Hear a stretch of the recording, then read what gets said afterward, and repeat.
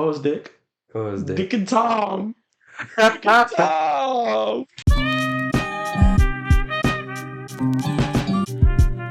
Hey guys, welcome back to your favorite podcast. The best podcast. The best podcast. The only podcast.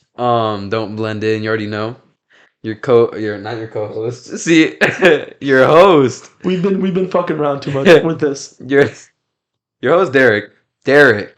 Host Derrick. My co-host Tomas. Tomas, my guy. I don't know if he didn't really say it properly, right? It's our host Dick and co-host Tomas. Have y'all heard anyone named Derrick with a nickname? No.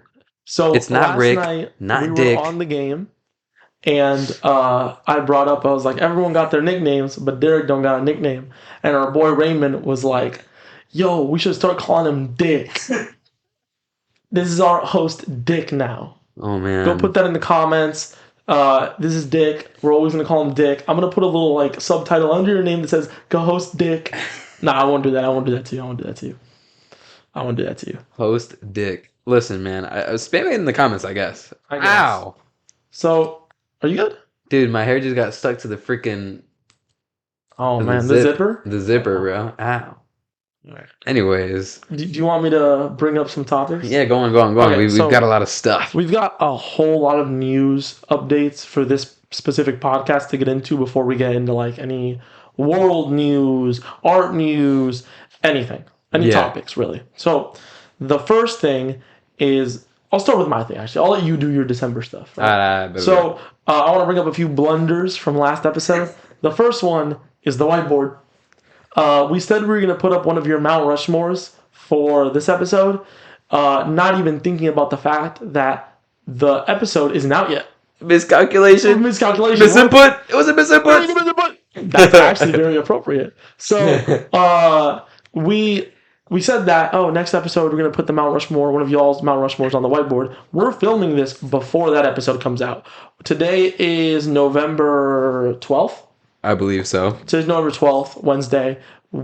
It's not out yet. It comes out this Friday. Yeah, it comes out in 2 days. Next episode, we'll put one of y'all's Mount Rushmores on the whiteboard. For now, we just have Moist Critical. The GOAT. Saying DBI just got freaky. Because it did. The DBI situation is freaky.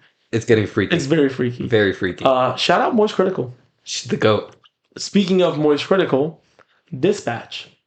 Everything I said last episode about Dispatch, completely disavow everything liar. I lied. Because since then, the next few episodes came out, 4 and 5, and I am completely against everything I said. I am leaving Team Blonde Blazer in the dust. I am now Team Invisigal. All my homies love Invisigal. All my homies don't fuck with Blonde Blazer. Big up Invisigal. It was nothing that she did. It was just Invisigal was just very up. The stocks were very up that episode, and I was like, you know what? I disavow what I said last episode. Also, she is not a spy for Shroud. I refuse to believe it now, especially after that last scene. Until she is. Also, shout out my boy Chase.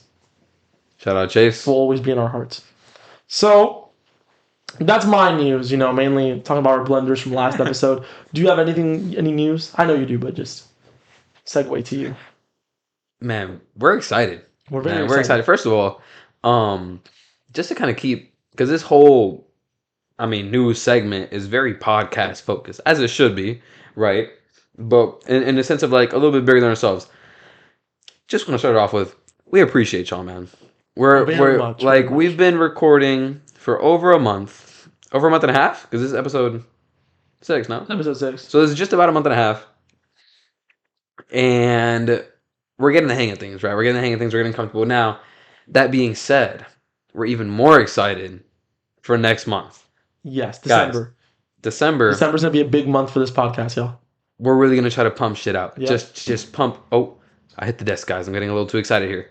Just pump mad stuff out. We've got a cool little episode idea coming out. Extra content. Don't quote me, but you can if you want to. You want me to announce it so it's like we're forced to do it?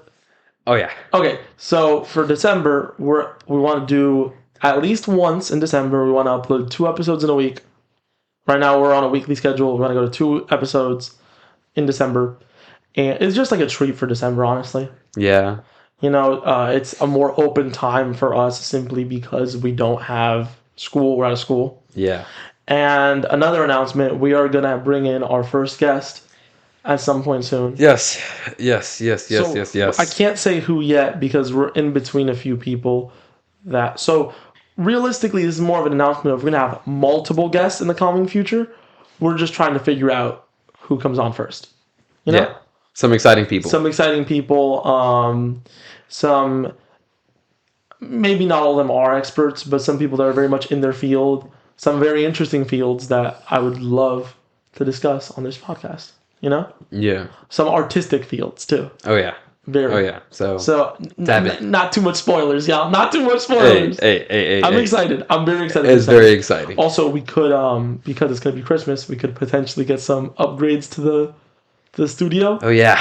Oh yeah. The really, infamous- really putting Yeah. our goodie points into the The infamous bookshelf I've been alluding at might be coming up on this in the December the episode. DBI experience is about to get a whole lot of more experiential. The infamous bookshelf for our books. Oh yeah. Also, hopefully new equipment, camera. I still our quality isn't terrible, but it's not amazing. We would love to get a new camera. Could be better. Could be better. So I think that's all the news we have to announce. No.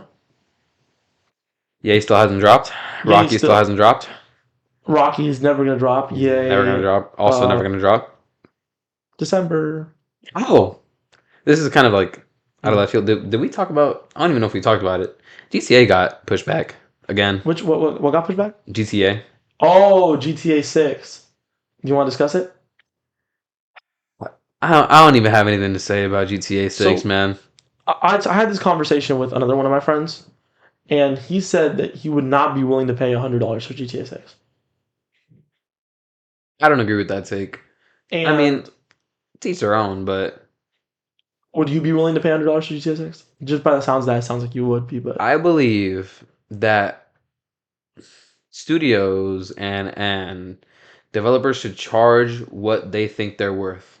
Because at the end of the day, your buddy who's not going to pay $100, that's saying, okay, yeah, it's not worth $100. The 5 million other people, 10 million other people, 20 million other people that buy it for $100, yeah, it was worth $100. You know what I'm saying? I wish they wouldn't charge $100 just so more people will get to play it. Obviously, I think everyone says that, but I think when he said it, it was coming from a place of I've had to wait this long for it. They've delayed it again. They might even delay it one more time, two more times. They probably will. And they then expect me to turn around and drop $100. I disavow that take. I don't agree with that. If you've been waiting 15 years for something, you're usually more likely to want to pay more for it. Yeah. But I see that whole disappointment. Like, I don't have belief in Rockstar anymore because of all the delays. I'm not in this camp. Are you in this camp? I mean, nah, I still rock with Rockstar, and when they drop GTA 6, I'm gonna buy. I think my thing is like, No, I'm not saying are you going to buy. I'm saying are you in the camp of people that you're disillusioned with the game a little bit? You're more like apprehensive. Before, like your expectations for the game are down because it's late. I mean, when it drops, no. I think when it drops, the game is gonna be the GTA 6. You know what I mean? The one we've been expecting. Yes, Okay. I absolutely think so. Now, my thing with like the whole people, because people, I suppose. Give us like 1 second.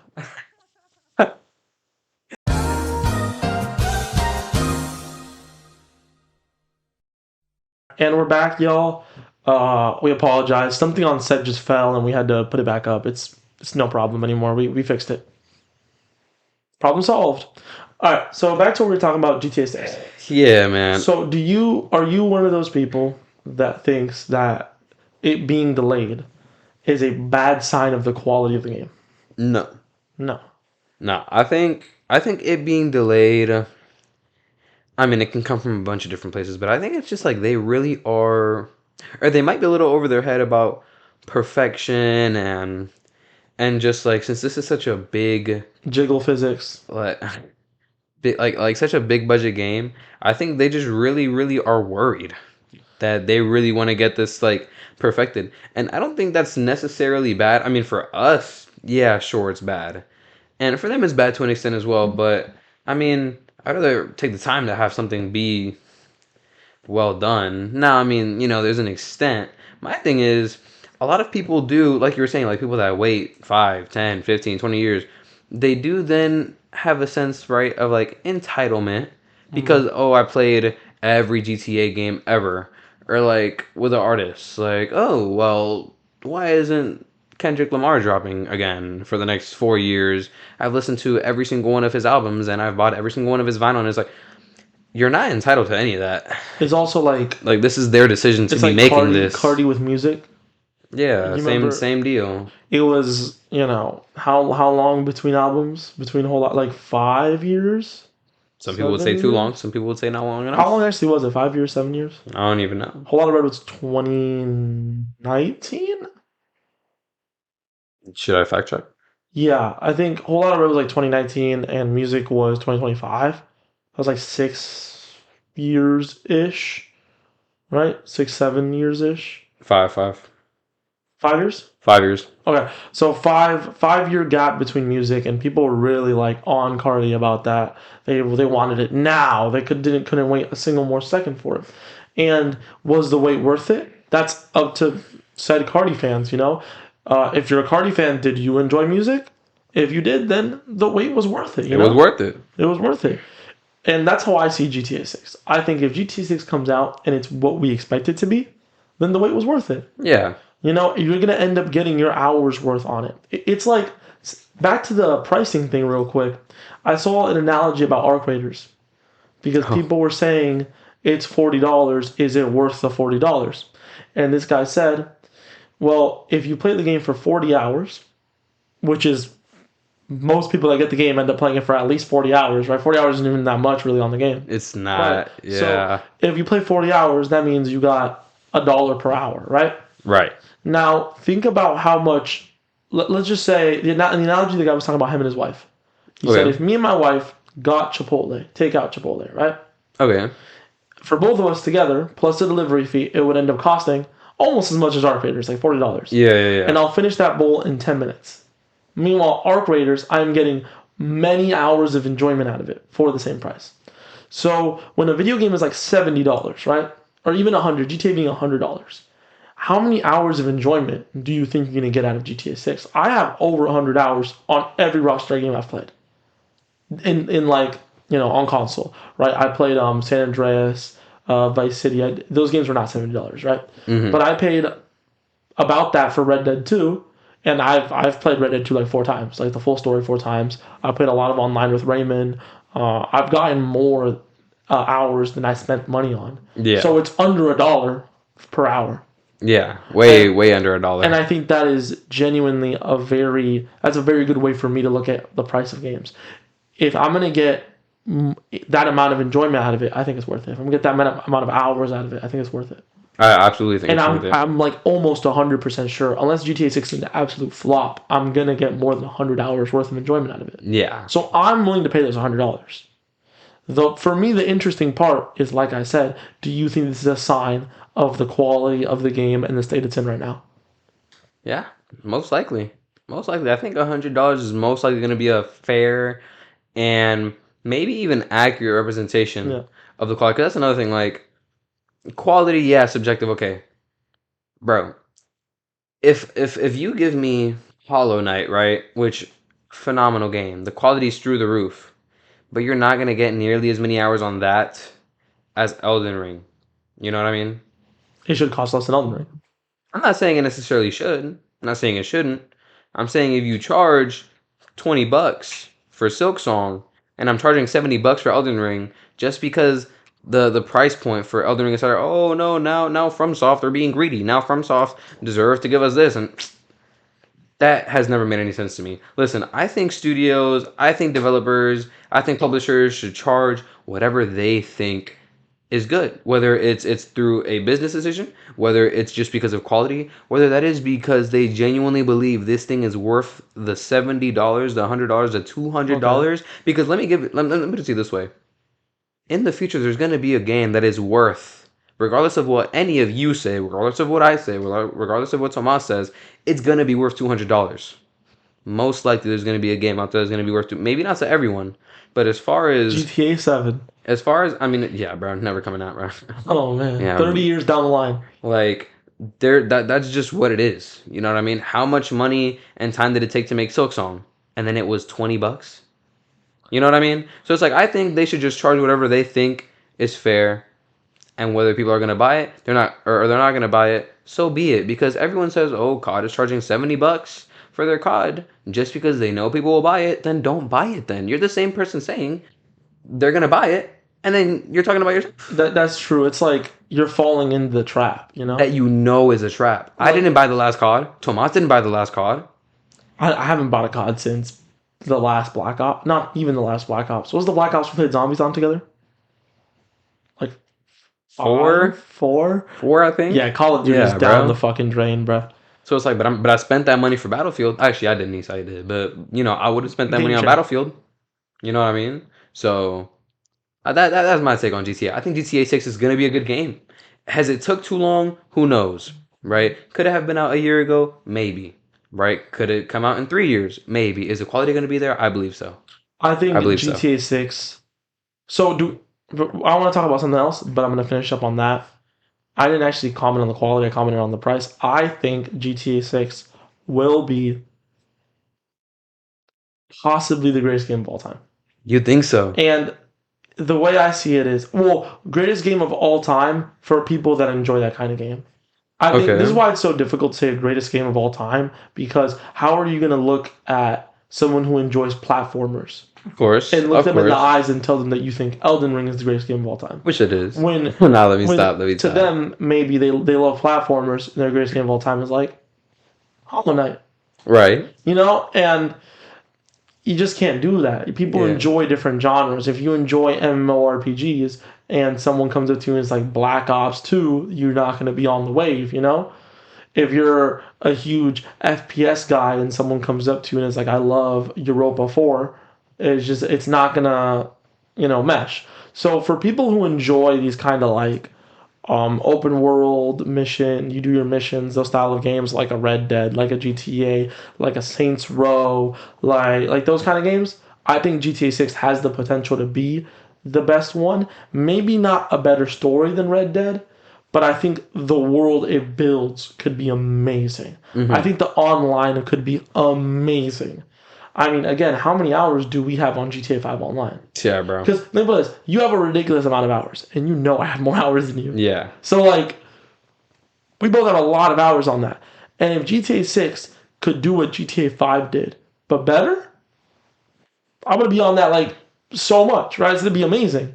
So, again, I think the quality could be amazing. It really comes down to... I don't even know. I don't even know why people think it's going to be bad. I was about to say it comes down to, what people think. No, why do people think it's going to be bad? Last time I haven't even heard that take. I'm not gonna lie. Last time Rockstar dropped, they dropped my favorite game of all time. And before that, they dropped GTA 5, a game that people have been on consistently for 10 years. And before that, Red Dead 1. And before that, GTA 4. When has Rockstar missed? Why are we out here saying that we think GTA 6 is going to be bad? Listen. We have no evidence, except for it's getting delayed. Which is a good sign, because that means they're working on the game more. I don't know. It clicked in my mind. I'm like, why are we saying it's bad? Yeah, nah. Now, do I think 10 years plus of delays and taking time? That's bad. That's bad. I don't like that. Do I like it? No, no consumer likes that. Of course, I want to play the game now. Everybody does. But am I willing to wait it 10 years? I mean, I have. Or technically I haven't, but Well, I have. But 10 years, 15, 20, I don't know. It's different for everybody. So, I'm specifically talking about quality right now when it comes to why do we think it's going to be bad? The delay thing is bad. We want it to come out. I just haven't heard anyone say that, man. I can't even understand. I've heard it on Instagram. I haven't heard it in person. I haven't. Maybe bad for the time that it's taking. No, I've heard people say, "Watch this game not live up. Watch it not be as good." See, but that's different though. Saying it's bad and not living up are two different things. No, but why do we even think that? As if Rockstar has ever not met the mark. Rockstar has because when has any game ever had the hype of 10, 15, 20 years and met it? It's never happened. And there's always going to be doubters. That's true. But the way I see it is Rockstar has literally every single time they have destroyed expectations on every game they've ever made. Yes. Like GTA 5, people said GTA 4 is amazing. How do they top this? They made the greatest selling game of all time. Just like that. Boom. They said, oh, yeah, GTA 5 is so good. How are they ever going to match this? And they made the greatest video game story of all time with Red Dead 2. And now they're like, we've been waiting 20 years. They've blown y'all away since San Andreas, since Vice City, since GTA 3. We should have these expectations for them. We should be like, y'all are the GOATs. But we should have faith, though. We should have faith. That's a better word than expectations. We should have faith in Rockstar with how good their batting average has really been. Not too much on the Rockstar glaze. It's just, Yeah. No, I mean, it's fact. It's numbers. It's at the end of the day, it's also just numbers. It's numbers. It's not even just numbers. It's also opinions. Have you heard many negative Red Dead 2 opinions? No, that's what I'm saying. Have you heard anyone be like, saying like past it's a classic. Past opinions, no one can debate numbers. Yeah. You know what I mean? And also GTA, I don't know if y'all have ever thought about this, but how many games have snuck their way into mainstream of life? Like, people that don't listen to music know who Michael Jackson is. People that don't know anything about basketball know who Michael Jordan is. People that don't know anything about video games know what GTA is.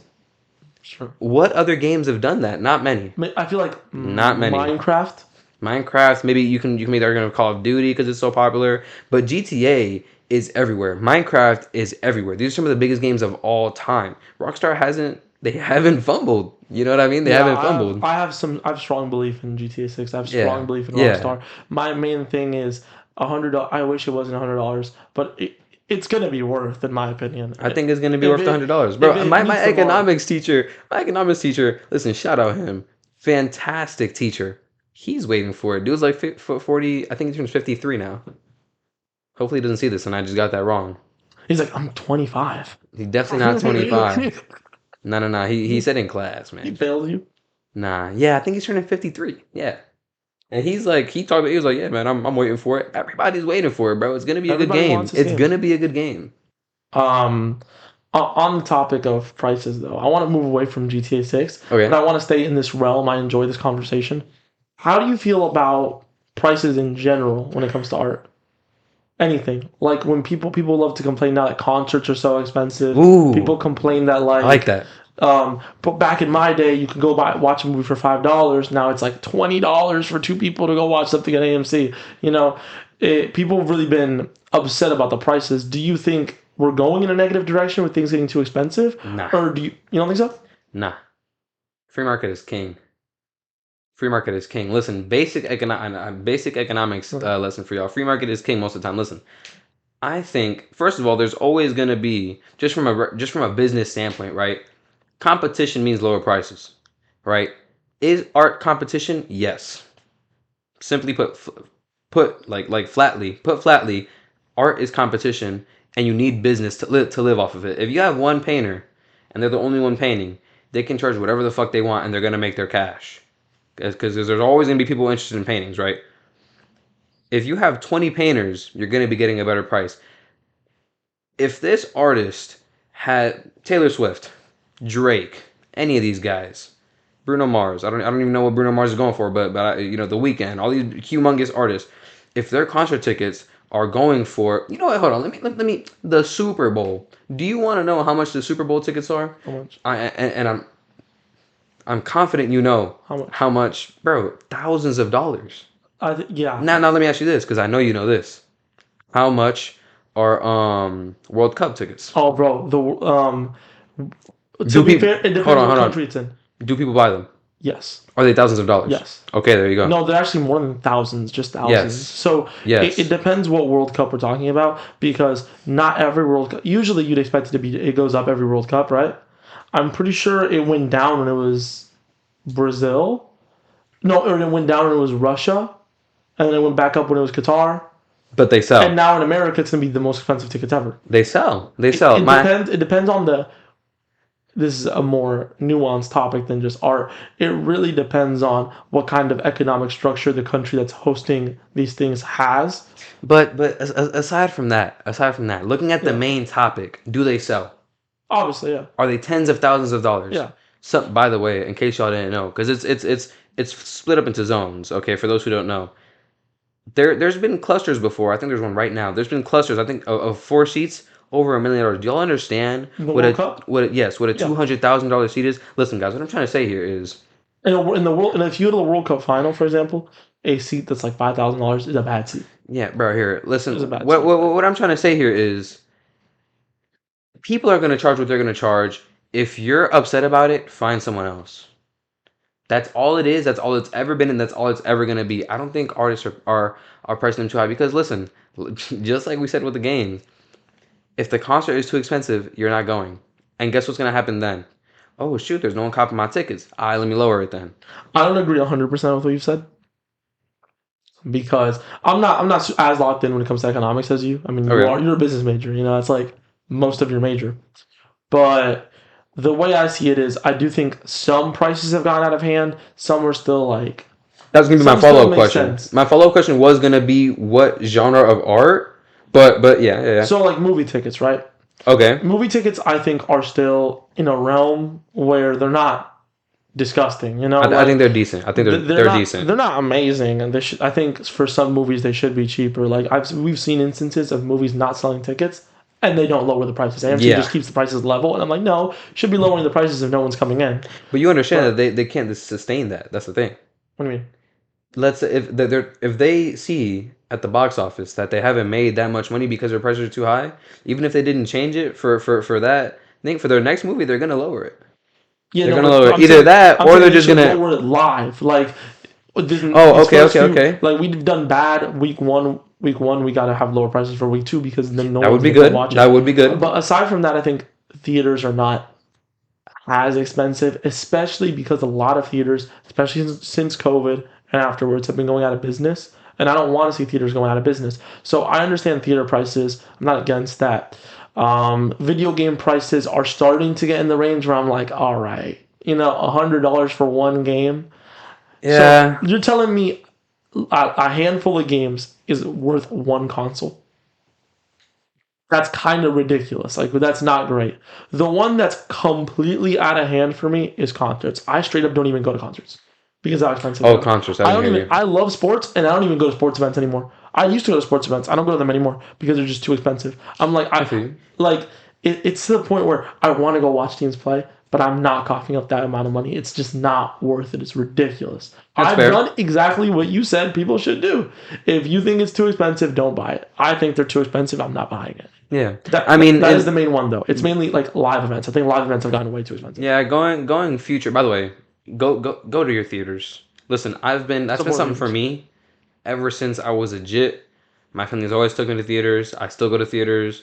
Listen, watching movies at home, cool, fine. Yo, if Christmas coming around, Halloween coming out, cool. Go to theaters. The price is what, bro? $20 for a movie. Sometimes they can be over. Don't get me wrong. No, it's 20. It's usually like 15. Even better, yo, go spend the 15, 20, keep them alive. Theaters, listen, I had a whole worry about that, but I just want to, spit that out before I get to it.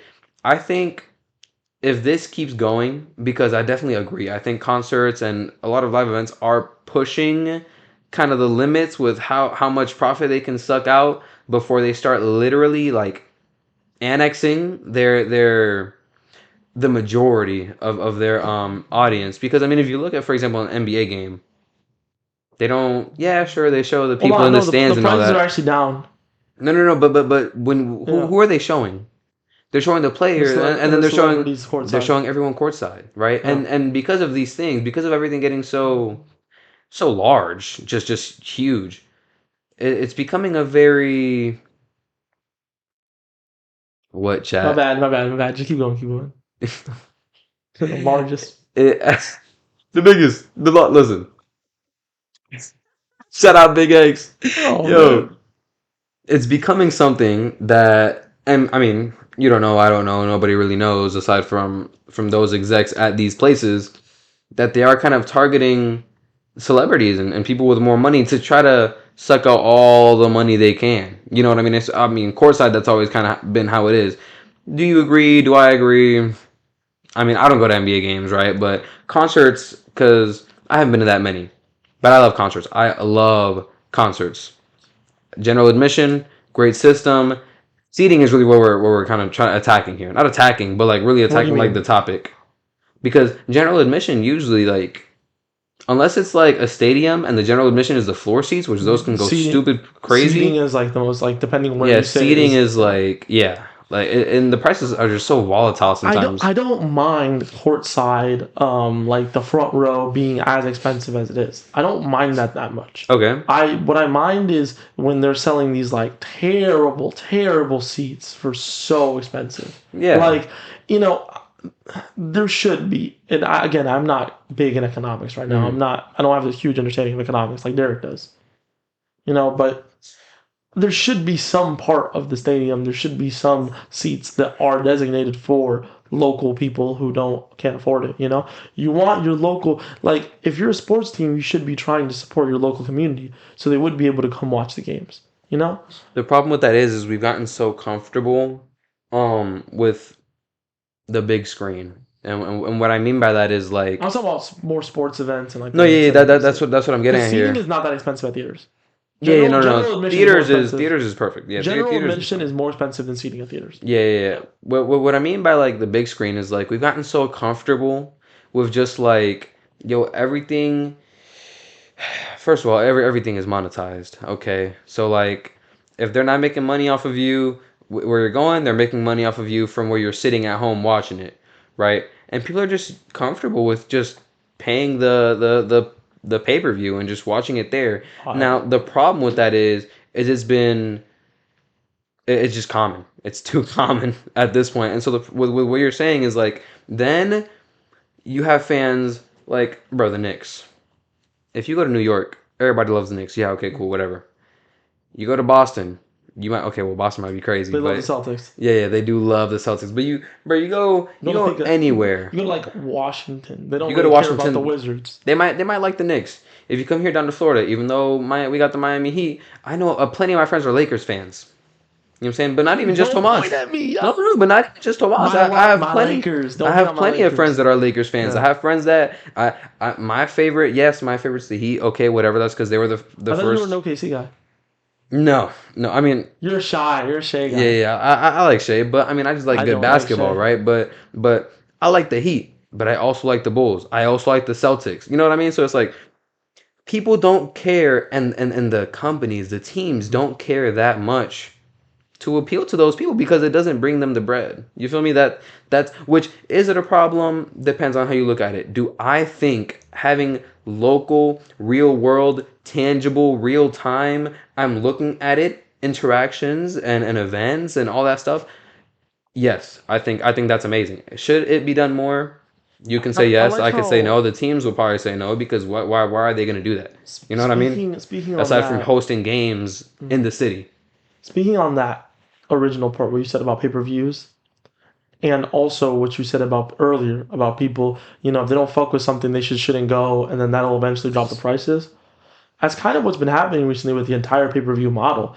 We killed pay-per-view. We were like, a lot of people were like, I'm not paying $100 to watch boxing. I'm just gonna pirate it online for free. Yeah, and I And, hope that keeps and happening. no, and that happened so much to the point where WWE got rid of most of their pay-per-views, and now they stream on Netflix.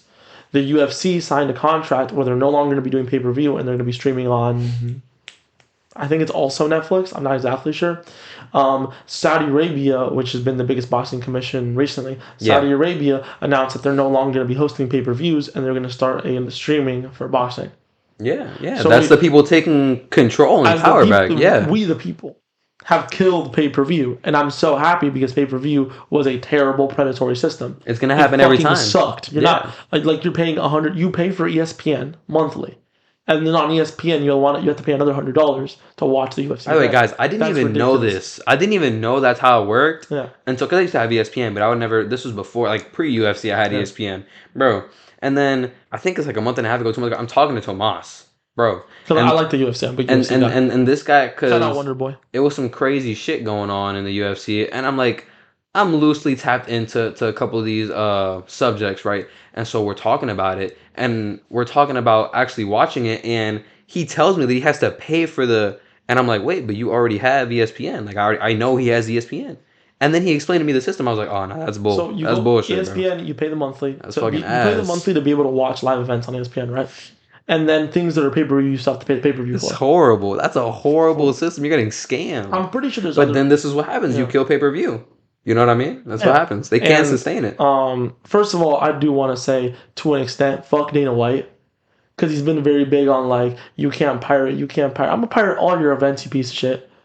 Like, if you're going to be greedy and money hungry, I'm going to turn around and fucking pirate your shit. And it's not, like, I don't care, bro.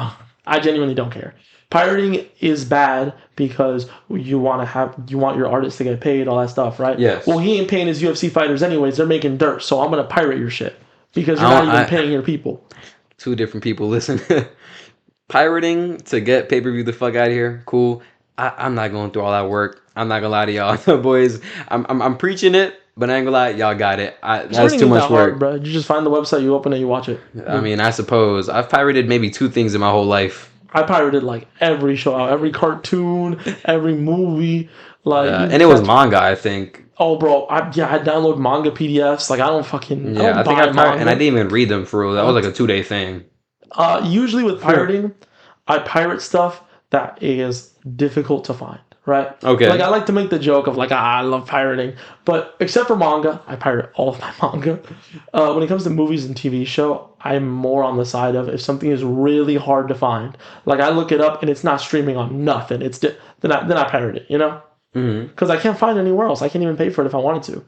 But specifically the UFC, the fact that Dana White pays his fighters in nickels and dimes and then turns around and says, well, it's because you guys are pirating. No, you have more than enough money to pay your fighters. You don't pay them. Have you still not been paying them well? What? I thought the paying UFC was better. It's always bad. I heard it was bad. I thought it got better. Why do you think Ngannou left? Well, fair. If you want a historical example... Nah, but him and Ngannou had like a whole fucking... Ngannou specifically left because he was one of the biggest fighters in the world and he was making nickels and dimes. Yeah, but Dana White already didn't like the guy. If you want a historical... No, Dana White started not liking him because of the money shit. Yeah, I understand. But also, if you want a really good example, historically, Mighty Mouse had a day job. Oh no, Mighty Mouse! No. But he was champion. But I mean, that was all like the flyweight, lightweight, fucking yeah. No, but that was just to show back then fighters don't make good money. You know, DC explained it by saying you go, you lose half your purse. Yeah, that's and your purse is already small to begin with. So these fighters were not making great money back then. And it was just like, yeah, like, fuck Dana White. I hope they get paid more. They deserve it. They deserve it because we are not watching the UFC because it's called the UFC. If you imported all these fighters and put in a different commission with a different name, with a different logo, we'd still be watching that. We watch it for the fighters. True. We don't watch it for Dana White's stinky logo and stinky 3 letters, bro. We watch it for the fighters. We watch it for Pereira. We watch it for Khabib. We watch it for Tom Aspinall. We watch it for, like, Cyril Gane, which I don't really like Cyril Gane that much, but still, we watch it for these guys. We don't watch it for Dana White. So, Tom Aspinall. You know what? Nothing to do with art. What's your take on that, on the eye poke?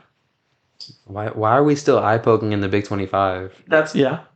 Technology, gloves, common sense. I mean, people are like, he took the easy way. He took the easy way out. Okay, everyone who says that should be forced to take one eye poke from Cyril Gane. Like, Cyril Gane should come up to him and stick his long fingernail in their eye, and then they have to fight him. And then we could talk about some, like, Tom Aspinall took the easy way out. Listen, Brad. Like, he went to the doctor. The doctor's like, you have temporary eye damage, and it's like, yeah. And people were like, oh, why is he still wearing this thing? Why is he still, like, complaining about it? The doctor said he doesn't have permanent damage. Yeah, he doesn't have permanent damage. He has current right now damage that's going to heal. Damage. If I fucking break your leg, you don't have permanent damage. You don't have permanent damage. Why do you have a crutch on? Why do you have your crutches? Like, yeah, people are so lost. It's like, he was losing that fight. Who cares? He couldn't continue to turn the fight around. He couldn't do anything. He gets a fucking eye, but he can't see. He can't see out of one eye. Like, let him be. I don't get it, man. And you know what the worst part is? It's like, these people will say these kind of things, and they won't talk about the fact that this being literally lost an eye in a UFC fight. Yeah. Like, you think Tom Aspinall wants to lose an eye? No. All right, let's get off that. We were too much of a side tangent on the UFC. I keep looking back because it's like, what? Like, it's just so stupid to me. I know. Just can I take your eye?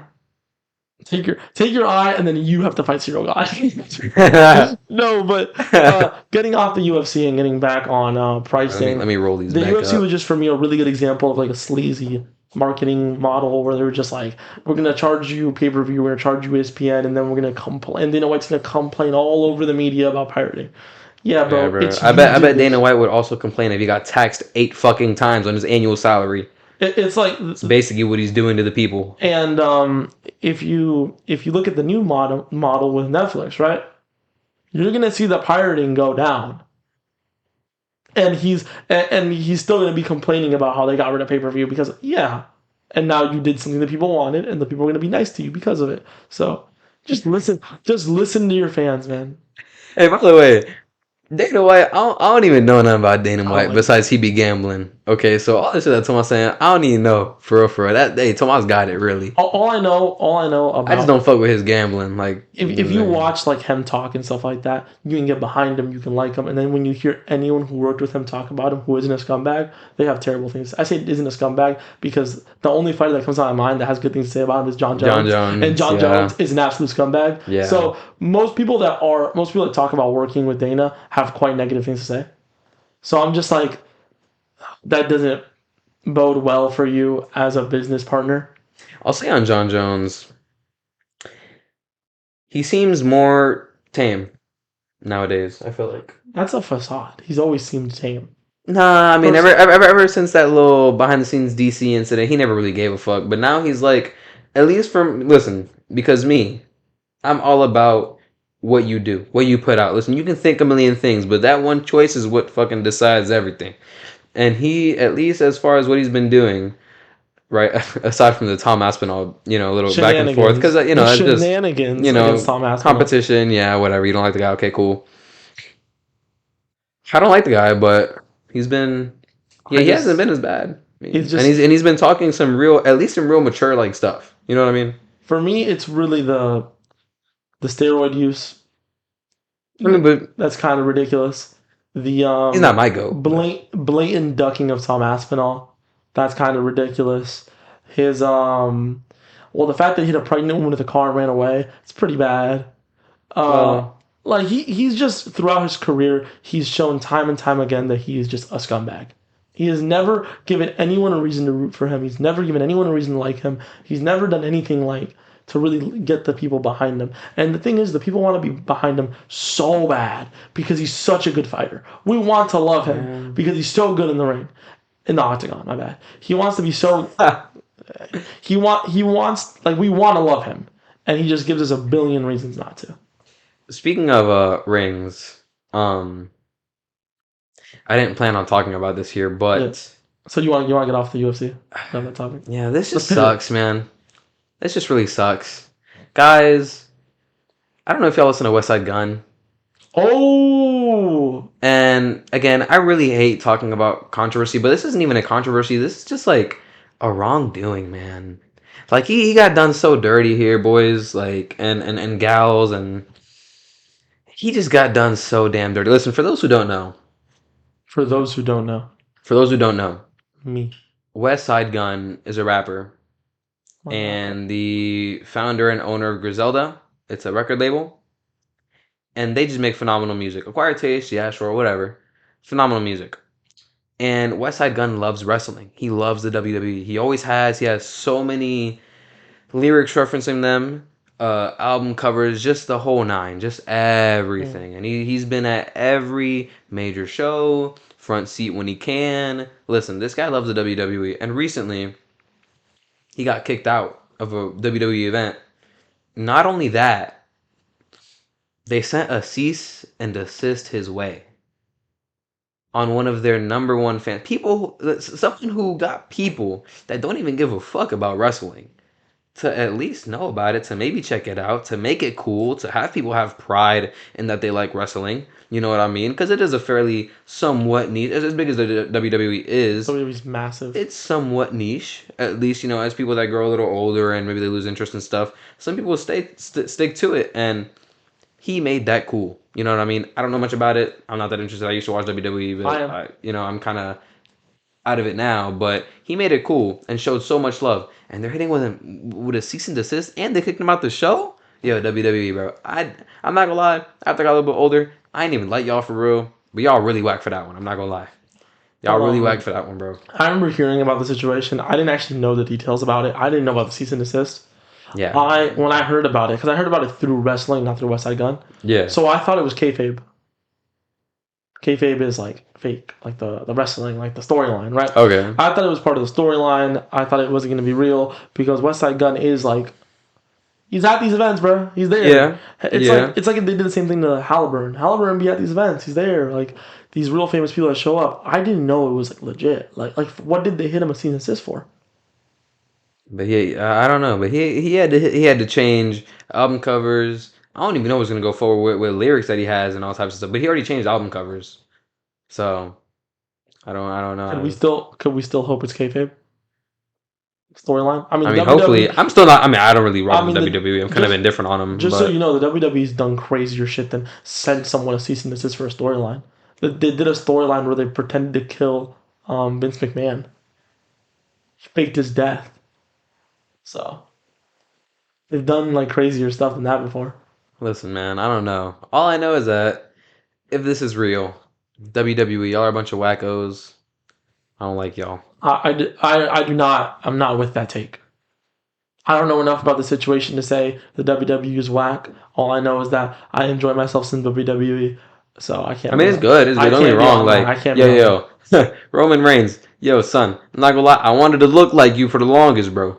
I wanted to look like you for the longest. John Cena got the title, the international title off Dominic Mysterio. I didn't know that. Shout out Dom. I know you'll be back. Yeah. And shout out John Cena, man. But a lot of those guys, man, like I like them a lot, and I used to watch WWE, and WWE was cool. Do you have a favorite? But not cooler than West Side Gun. Do you have a favorite wrestler? Oh, Roman Reigns. Roman Reigns? Yeah. Shout out Randall Keith Orton.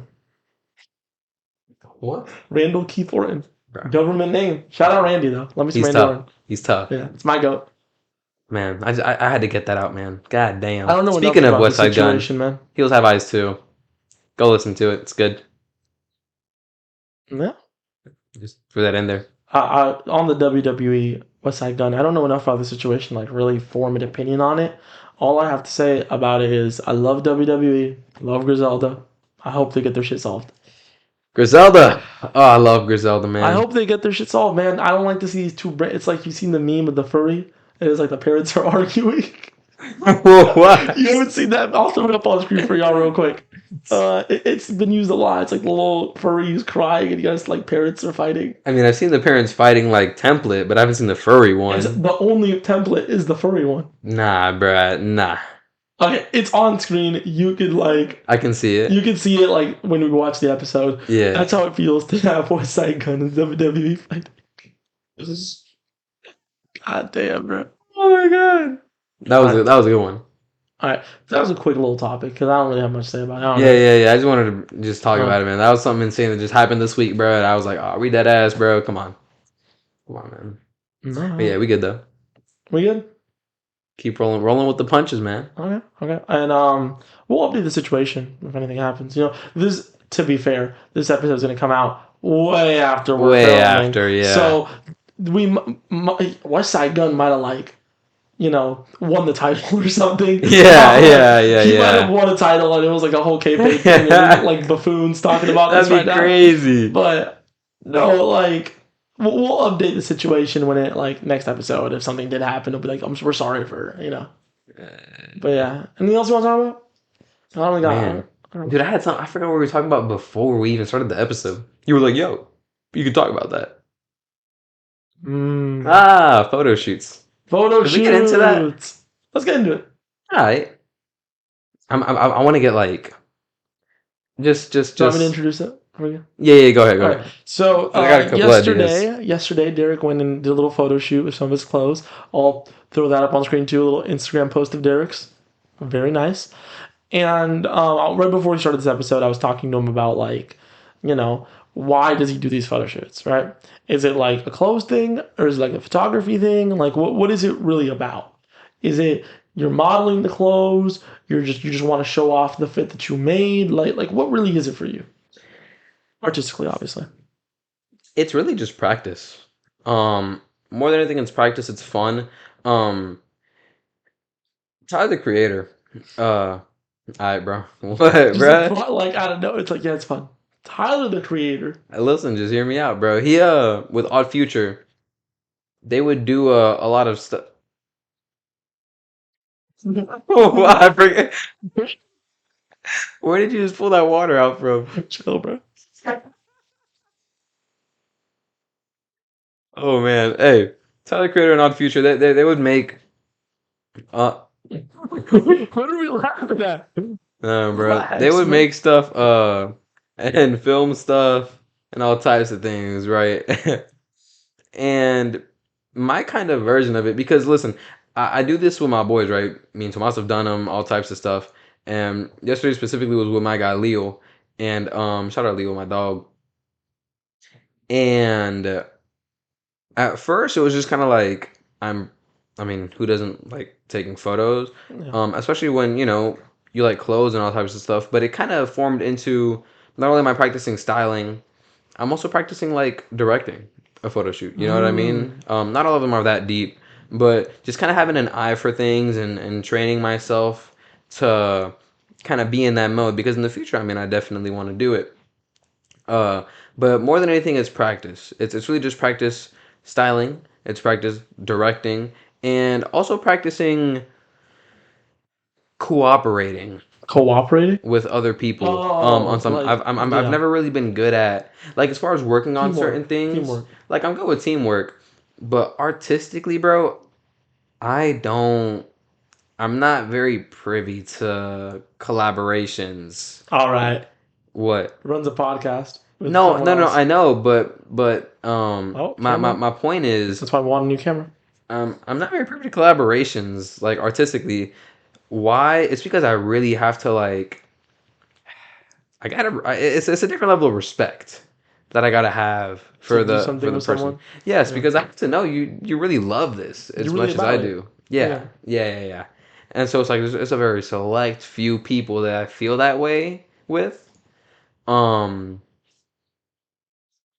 Tomas being one of them, Hell yeah. obviously. I mean, look at us. That's why we're here. But Episode 6. yeah, yeah. That's also another thing because I can kind of like listen to takes. I can give input, kind of work around. Like one time, Leo and I uh, were kind of directing Tomas a little bit, Oh yeah. and like that They were was telling me to like you gotta walk across this with the jacket over your shoulder yeah, and and like like setting up the visuals and all types of stuff. It's like that type of that's stuff I almost a like. year ago now. Yeah, yeah, just Yeah. about. Just That about was in January, I like believe. January, February time. Yeah. Yeah. So it's really a combination of all that, and also I just like doing it. You know what I mean? I mean, who doesn't like doing it? But yeah, So mainly for you, it's style. So if you had to break it down like a pie chart, like percentages, right? What percent do you think for you is the directing aspect versus the styling aspect versus any other aspect? okay. I'd say directing's pretty big. I'm just gonna use the words big and small, You don't want to cause drop percent like 60%. no, cause I mean, there's not that many of them really. So I how about say this? Instead, rank it from that most important to least important. okay. Y'all gonna have to bear with me here, boys That's and fine. girls and everyone. I'm not gonna lie. Y'all already know I be bad at listing things off top. Listen, The great people of the Don't Blend In Army. yeah, I say nowadays directing is like one Okay. because that's something that I want to do heavily in the future. I mean, videos, editorial shoots, everything, just all types of stuff, right? So just getting in the headset of building this The because headset. the headset, did I say it? The headspace. Nice. All right, guys, hold on. Beach. Oh no. Hold on, I gotta put my. I might have to cop some turtle beaches after this. Getting in the Turtle Beach of things. That's that's the most important thing. The most important thing for me is my $300 headset, and then it's the Oh directing. my god. Oh Getting in that head space, you meant, right? yes, not in the headset. Little So headset on screen. Turtle Beach. listen, getting in the headspace of things, because damn, where was I? Oh, we were listening. Yes, yes, yes, yes. Yeah, so directing is something that I'm gonna want to be doing, gonna have to be doing in the future. So that'd probably be number one. Um, by the way, y'all probably wouldn't expect this. You included. Styling is gonna be like at the bottom. Whoa, the clothes guy, by the way. Styling is gonna be like at the bottom. Listen, let me tell y'all something, bro. I'm nice. Like, and I'm not saying I'm nice like I'll shake your hand and Oh I'll say I like your man, shoes, bro. I'm nice at what I do, bro. this that ego. I'm gonna keep it a buck So you're 300. not humble. No. Oh man. What the fuck? No. Yo, I'm nice at what I do, bro. Yo, you give me any closet. Yo, I'm murdering it. Facts. So that's gonna be like at the bottom, bro. I'm not gonna lie. It's kind of like in the same tier as like fun because at this point styling for me it's just fun. You know what I mean? It's also practice. Don't get me wrong, but as y'all know, we're broke college students. We Yeah. don't have the budget to be blowing however much on a new closet every month. You know what I mean? So I don't always have something new to play with. Uh, but I've been doing it for so long. You know what I mean? I'm gonna keep doing it for so long. So it's like I'm already nice. Like as I keep getting clothes, I'm just gonna be playing around with new materials and all types of stuff. But even then, I've already studied all that. So that's gonna be more towards the bottom with the fun um category. And fun can also vary, right? Because it depends on who I'm with, on where I'm going, on what we wearing, how coordinated is it, you know what I mean? So fun is I say 3, styling is 4, even though they're similar in size. Okay. And then number 2, so I said 1 was directing, Yeah. correct? What was directing? You said. What even would be 2? I don't even know if I have a second category. Those are definitely the 3 main categories. So you move everything up one, and then I suppose. I okay, suppose. that makes sense. Yeah, but there probably is a 2 in there somewhere. I'm I mean, surprised that directing is that high for you. yeah. Your explanation made sense. I'm just surprised. I didn't really expect it. I didn't think you cared about it. Because when me and Derrick have done photo shoots, I've always been the one that's like, yo, we should like set this thing up to make it look like, this way. And then Derrick was always like, nah, bro, don't worry about it. It's not that deep. People don't look at that. Yeah, So I'm because I surprised to see mean, that evolution where like you went from like, yeah, I don't really care to like, okay, I really want to. For me, it's about the directing. It's about the. it's more about the directing skills that I'm trying to work Yeah. on because one day, because see, another reason that I was like that so much is because we didn't have like a studio or a budget or anything, you know what I mean? We're just going out and taking photos, which it's the same now. And like back then I was like, well, not only was I not really thinking about directing, but I was like, well, I mean, I don't have like a team with me to give me whatever I need to make a story with this photo shoot, and I still don't.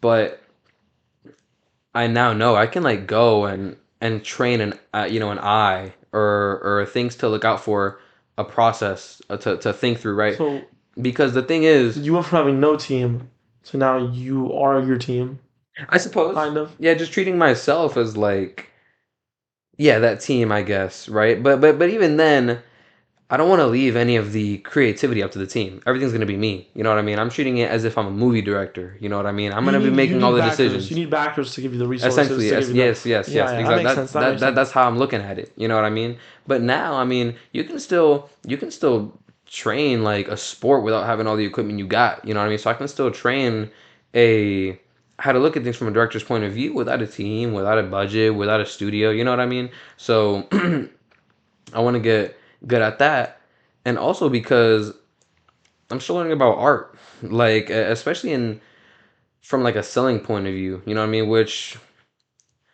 some people might like, some people might not. But at the end of the day, the raw truth is you have to, regardless of what your art is, you're gonna have to package it in some way. And whether that packaging is just pure personality, or whether that packaging is to push a message or whatever it may be, you have to know how to do that. You know what I mean? And it has to be personalized because if it's not personalized, anyone can do it. No one's gonna care. You know what I mean?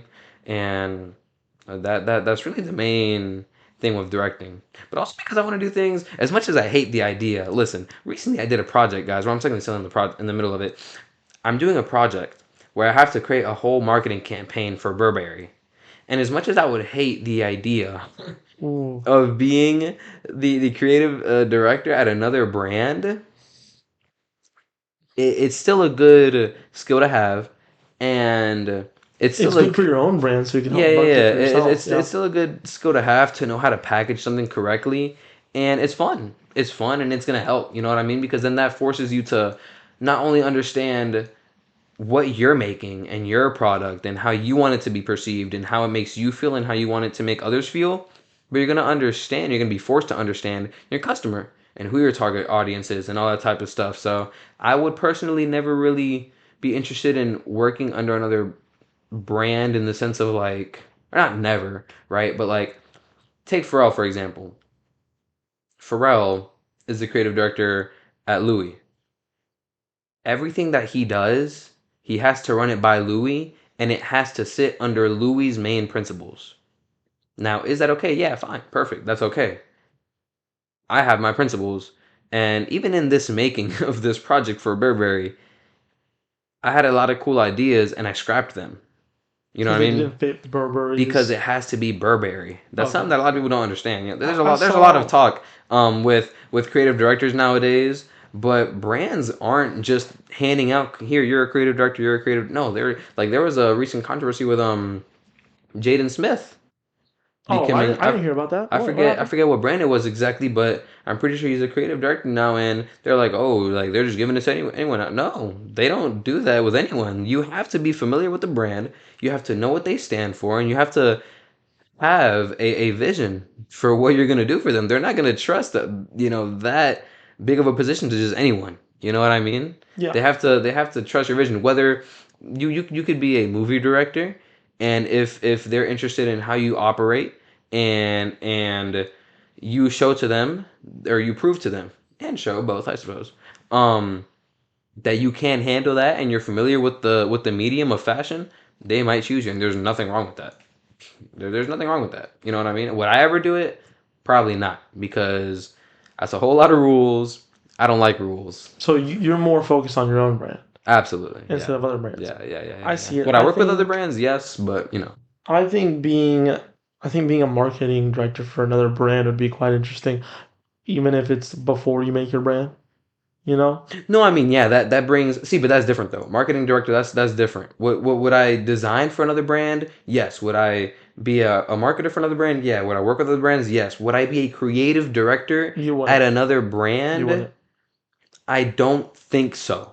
Okay. You know what I mean? I don't think so. Is it completely out of the cards? No, I mean, if Nothing is. You know. yeah, nothing ever is, but I don't think I would. You know what I mean? I don't think so. The way Because none of that is ever going to be fully me. You know I what I also mean? think that like marketing is such a specific thing when it comes to being a creative director because most brands have their marketing identity. You can tell it's an ad for the brand maybe by the colors they use, the sets they use. You look at something like House of Airs, right?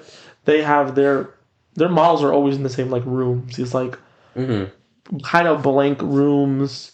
They're usually white walls, that kind of stuff, right? Circular archways kind of situation.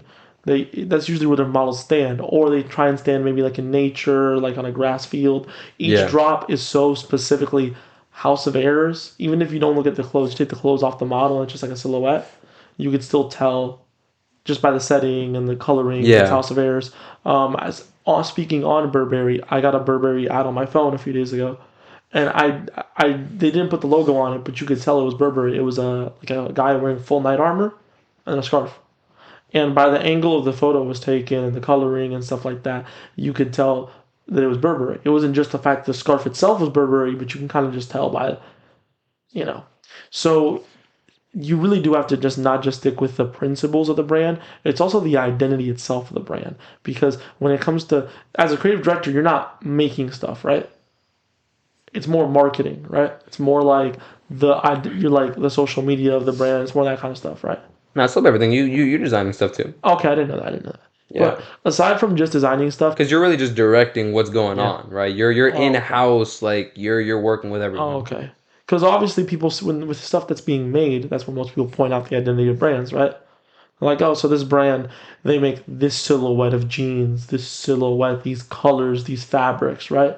People kind of forget that each brand also has their own specific marketing that they use, their own specific, again, like I said, settings and colorings for their ads, and even angles they use for their cameras. Like, everything is so specific to a brand's identity, you really have to understand the brand to be a creative director. Yeah. Yeah. Yeah, that's just something I don't know. I don't know, man. By the way, speaking of Burberry, um, I won't go into detail with what my project is, but I will give myself a little pat on the back here. I also got an ad from Burberry recently, and it's kind of similar to. I'll show you after this, bro. You think you did good? Well, It's very similar in concept with what I that's the did. halfway point, so I think we should hit an intermission at some point. So Oh yeah, yeah, yeah. I'll leave y'all off with this. you can show me in the Burberry, intermission. huh? You can show me in the intermission. Burberry. That ad that y'all put on my phone. I don't know who it was, but Google. if y'all want the receipts, my idea is eerily similar to the one that y'all had, and I say that to say I have a very extensive amount of knowledge on your brand. So you're applying for a position at Burberry? I feel like, listen, bro, with what I wrote down and with what I got, yeah, I believe my plan would work. The numbers might not be perfect, but as far as conceptually, y'all can use me. Y'all can really use me. Talented individual. I'm just saying, y'all could use me. All right. Email me or DM me, whatever. Yeah. We'll be after that little thing right there. I guess Burberry DM him. DM me. I'll throw you. Do you want me to put your Instagram up? Nah. They know where to find me. They know where to find me. They know where to find you. Yeah, they know where to find me. Under the bridge. All right. We'll be back. We're gonna take a little intermission. It's like a halfway point.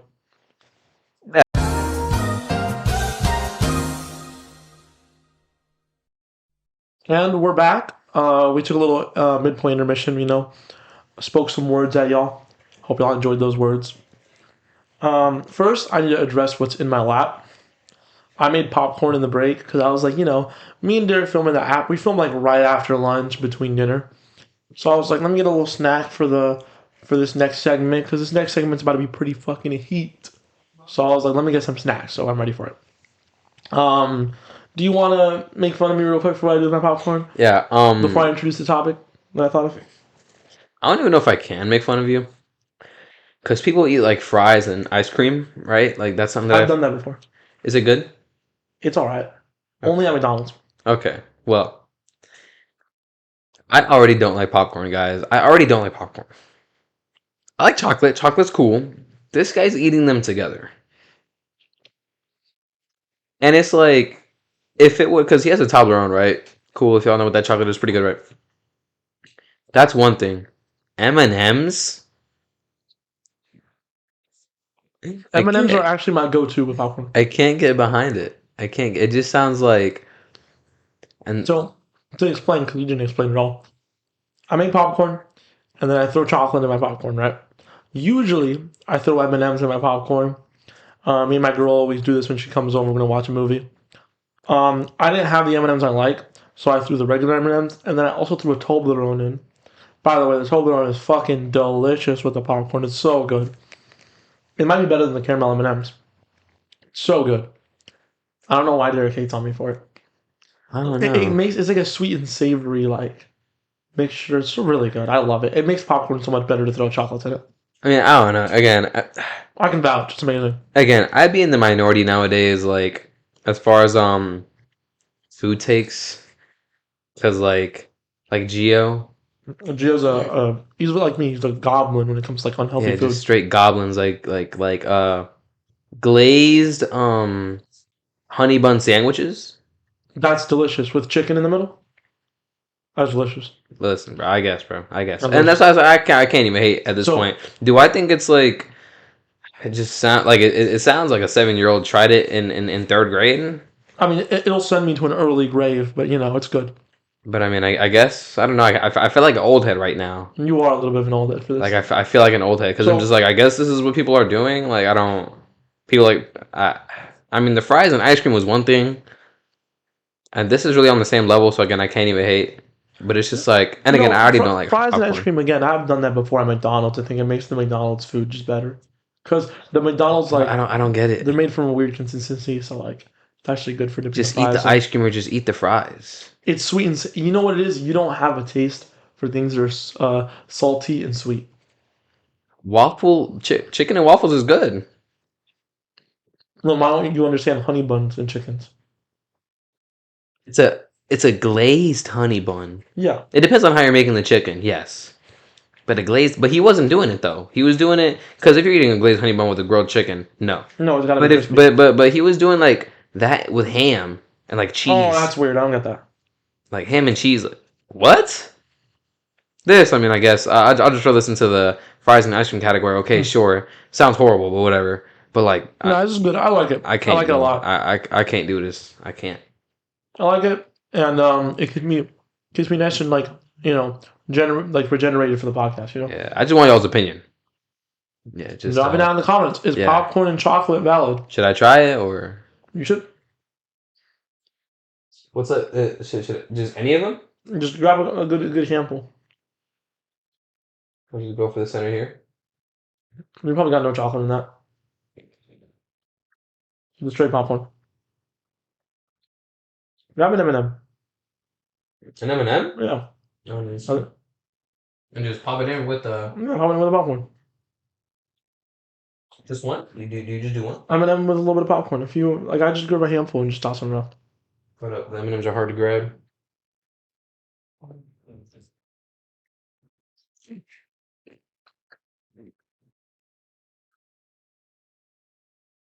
Do you have napkins? No, I just like. Oh man! All right, this is what the podcast has come to. So, do you vlog with it or no? I mean, it's not like it's not super far off of It was better than Toblerones. Yeah, I mean probably. It genuinely does. Whoa, camera! It does genuinely taste a little bit like Stop that! You're gonna do things that I tell you to do. You're gonna stop that. You see how it stopped? Okay, thank you. So it does kind of taste like the fries and the ice cream. But the only thing I can maybe compare it to is what's the popcorn, like little circle popcorns with the is it caramel that they have on them? Is it called kettle corn or something? oh yeah, and they drizzle like caramel and chocolate on it. Like I like those. That's what this tastes like. It's really good. Okay, so this is just like a ghetto version of. No, it's like a DIY, not ghetto. All right. Yeah, this shit is ghetto to the as topic fuck. though, because right now we're really like in the dumpster topic. Let's get to the real high quality shit. So, literally during the intermission, the government announced that they were no longer. No, it wasn't during the intermission, guys. Okay, well, we just figured it out during the intermission. It was a couple hours that ago. they're no longer minting pennies. Pennies, yes. By the way, we saw it on Rap. No, there was articles. Well, we saw it on Rap. Yeah, but we originally saw it on Rap. There's plenty of articles though. And that got me thinking about limited edition items, right? Because Derrick, the first thing he said, I asked him, hey, do you think they're going to do a thing where people can turn their pennies in for money and they can get their money back and they'll like say, hey, if you have 5 pennies, come in, we'll give you a nickel and you'll be fine, right? That kind of stuff. And then Derrick was like, nah, I would keep them because the value is going to grow. It's going to become rare. And that immediately got my cogs turning when it comes to in art and the scarcity of it and the way it affects the price. How scarce do you think something has to be? This is the first thing, by the way. I want to talk about this for the rest of the episode. So yeah. I like this topic a lot. The first thing is, how scarce do you think something has to be where you no longer mind the quality of it? Like, the quality isn't even in your mind as much as this is like a one of one. This is like, even though it's not something I really care about that much, but this is one of one. This is one of two. It's so rare. I will have to say this that depends on a couple of things. That depends on what exactly it is, right? Like what product it is. That depends on the community around it. That depends on, I suppose, how scarce it is, right? But I understand what you're saying here. Yeah. But yeah, it depends on a couple of things. It depends on what it actually is, like, and like the price ranges, right? Because if it's a car, it's like, would you stress out over a car that you already really couldn't afford, and then you have another limited edition that's even more expensive? Or even if you can afford it, there's literally only 3. If you're really, really into cars and you're really rich, maybe, right? But the community around that is a very specific type of community. Do you want me to use 2 examples? Yeah, give me some examples. Let's just say there's 2 paintings, right? And one painting is aesthetically nicer than the other one, right? Okay. But the one that's aesthetically nicer is there's like 500,000 copies of it, right? Mm-hmm. There's another one that is worse, like it's noticeably, right? But there's only like 10 of them in mint. Okay. Would you pick the one that only has 10 of them, or would you pick the one that's better than there's more of them? I'm gonna pick. Not minding the price. Forget the price. Mm-hmm. So again, no price. Just how scarce does something have to be for the quality of it to go out the window, and you're just focused on this is scarce. I want it because it's scarce. FOMO, you know. Okay, I will say I don't get FOMO. But you know what I mean, like No, I don't know. But I say that to say I don't get FOMO. I'm picking the better one every day of the week. But I will say when it comes to like, for example, right, bringing back hobbies. Oh my god, you and your beef with hobbies. No. This is good. This is good. This is healthy relationship with hobbies. Vinyls, guys. I mean, I didn't recently buy my first ever vinyl, but it was a couple years ago. But it wasn't up until really recently that I really am interested in having some more. Okay. For Christmas, I'm gonna have, which I just wanted to tell you earlier when I brought up the room situation. I'm gonna have a new table and a whole new record playing setup. So we're filming at Derrick's room now. Next episode. Yes, that's what's gonna happen. But I say that to say we'll be sitting in his bathroom. Yes, spacious bathroom, huge bathroom. I think I'll sit on the toilet. You can sit in the shower. No, I think I'm gonna sit on the counter. No, that's where the guest goes. Oh, you're right. So I really enjoy limited edition stuff. So like, give you a little idea of what I got. Actually, this is a good example, right? Oh my god, I'm blanking. Let God Sort Them Out, right? Yeah, God Sort Them Out. Yes. Might be album of the year. Still my album of the year. I'm not gonna lie. They released a plenty of vinyls. And there was a couple. There was one where the disc was the actual cover, and those were like expensive, like $60 or something like that. Then they had the regular ones with the black disc. Those were like $40. Then they had this other one, which this is a kind of like an interesting topic. I really loved, or not topic, but an example because it's kind of backwards. I really loved the really expensive limited edition ones. Those were super cool. You good there? No, I'm laughing because all right. I'm laughing because you're like, here's a backwards example, and you gave the exact example that I said. No, at all. But I'm getting there. You're lost, bro. That limited edition one was more expensive. Yeah. Now the component that this guy keeps just pulling water bottles. Listen, the component that I haven't told you about was that there was a whole other one, right? Big inventory. There was a whole other. There was another one that was cheaper than all of them, even cheaper than the regular release, right? And it was a simple black. It had a little design, but it was very simple. Not rare at all. And it had white disc, and it was cheaper than all of them. You know what I mean? And I don't know exactly how limited it was, but it was cheaper than all of them, and I liked that one more than all of them, so I got that one. Even though it was cheaper, even though there might be more of them, I liked it more. I bought it. Now, I will say there's also other situations. For example, I bought this The Coldest Profession. It's a DJ Premier Rock Marciano vinyl, and I liked all three of them, right? And they all looked great. And the red one, which is the original, I probably did not like as much as the others. So I went and got the limited edition. Now there has been situations where they frame you in a certain way, because let me ask you this. Had the regular album cover been green, right? Right? Because there was a green limited edition one. Yeah. Had the regular album cover been green and the limited edition was the red one, I probably would have gotten the red one. Okay, so you know what I mean? For you, this whole idea of it's like a balance of both. Limited edition versus quality, to you it truly doesn't matter. You're always gonna go quality. I'm always gonna go quality, but I will say I probably am like privy to the framing. It's that's literally what it's called. It's called framing. You know what I mean? If I put something that's really nice next to something that you're already familiar with, well, you're already familiar with this. You might already be bored of it. You might already be almost tired of it, even though you don't think that way. This is something fresh and new. So if they give you something fresh and new, where you're gonna prefer that? You're gonna take the fresh and new. Yeah. So it's like, and then on top of that, tacked on with me personally, I like scarcity. I like limited edition stuff, and I'd be a goner for some of that stuff. Okay. That also influences my purchasing patterns. Now, I will say, the majority of the time, when I look at limited edition stuff, although, yes, I'm already going into it thinking I like limited edition stuff because it holds more value for me personally, and also just generally because there's less of it, most of the time, I'm not just getting something that's limited edition just because there's 10 instead of You're 500. just getting it because you like it. Yeah, like for example, I also bought So yeah, I bought an Alchemist vinyl as well. so you're in my analogy from earlier, you're taking the what's it called? The painting that there's more of, but you enjoy more. Yeah. Now the Okay. caveat to that is, which I was going to get to that, right? What's the distance? What's the distance though? Like if we change it to 1 of 1 versus 1 of 1 billion, but you like the 1 of 1 billion one more. Are you still getting that one more? That's the problem I know there. that's an extreme, but like how far No, are we yeah, going? yeah. But that's exactly what I'm trying to say is at that point, let's say this painting is so popular, right?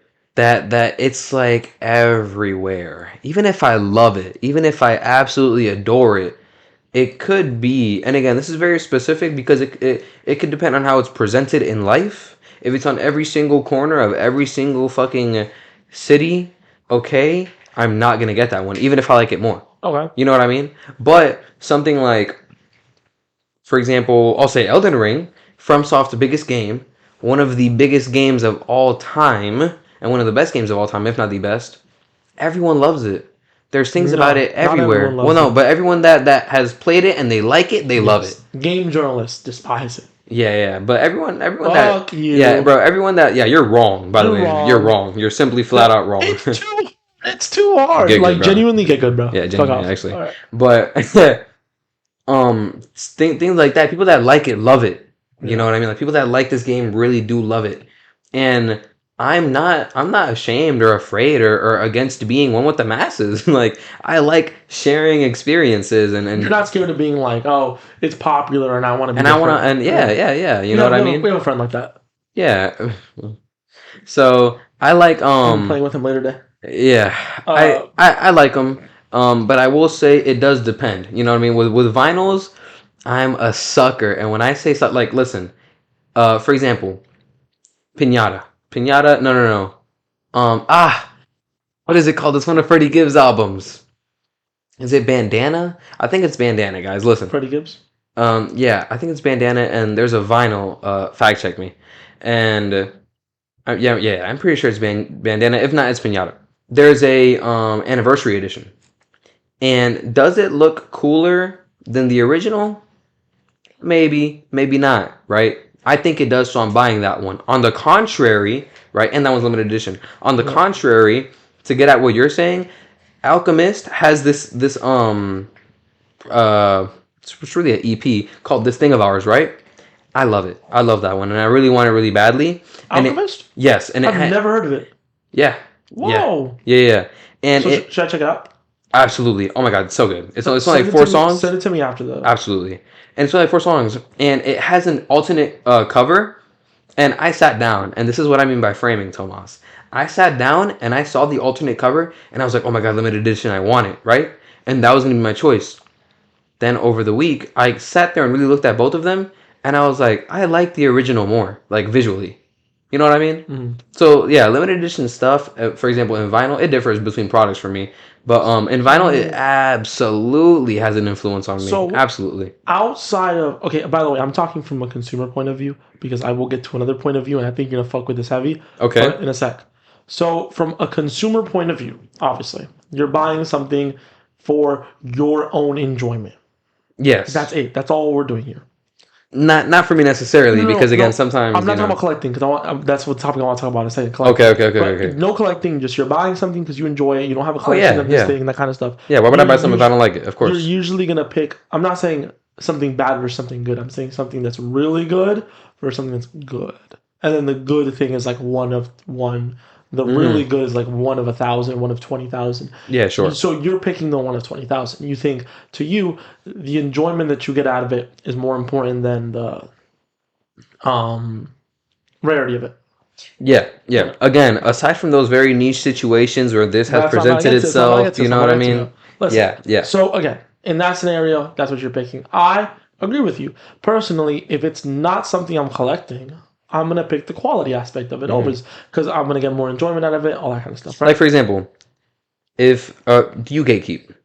No. No. If you see someone out with your same sweater, one person You know out. what?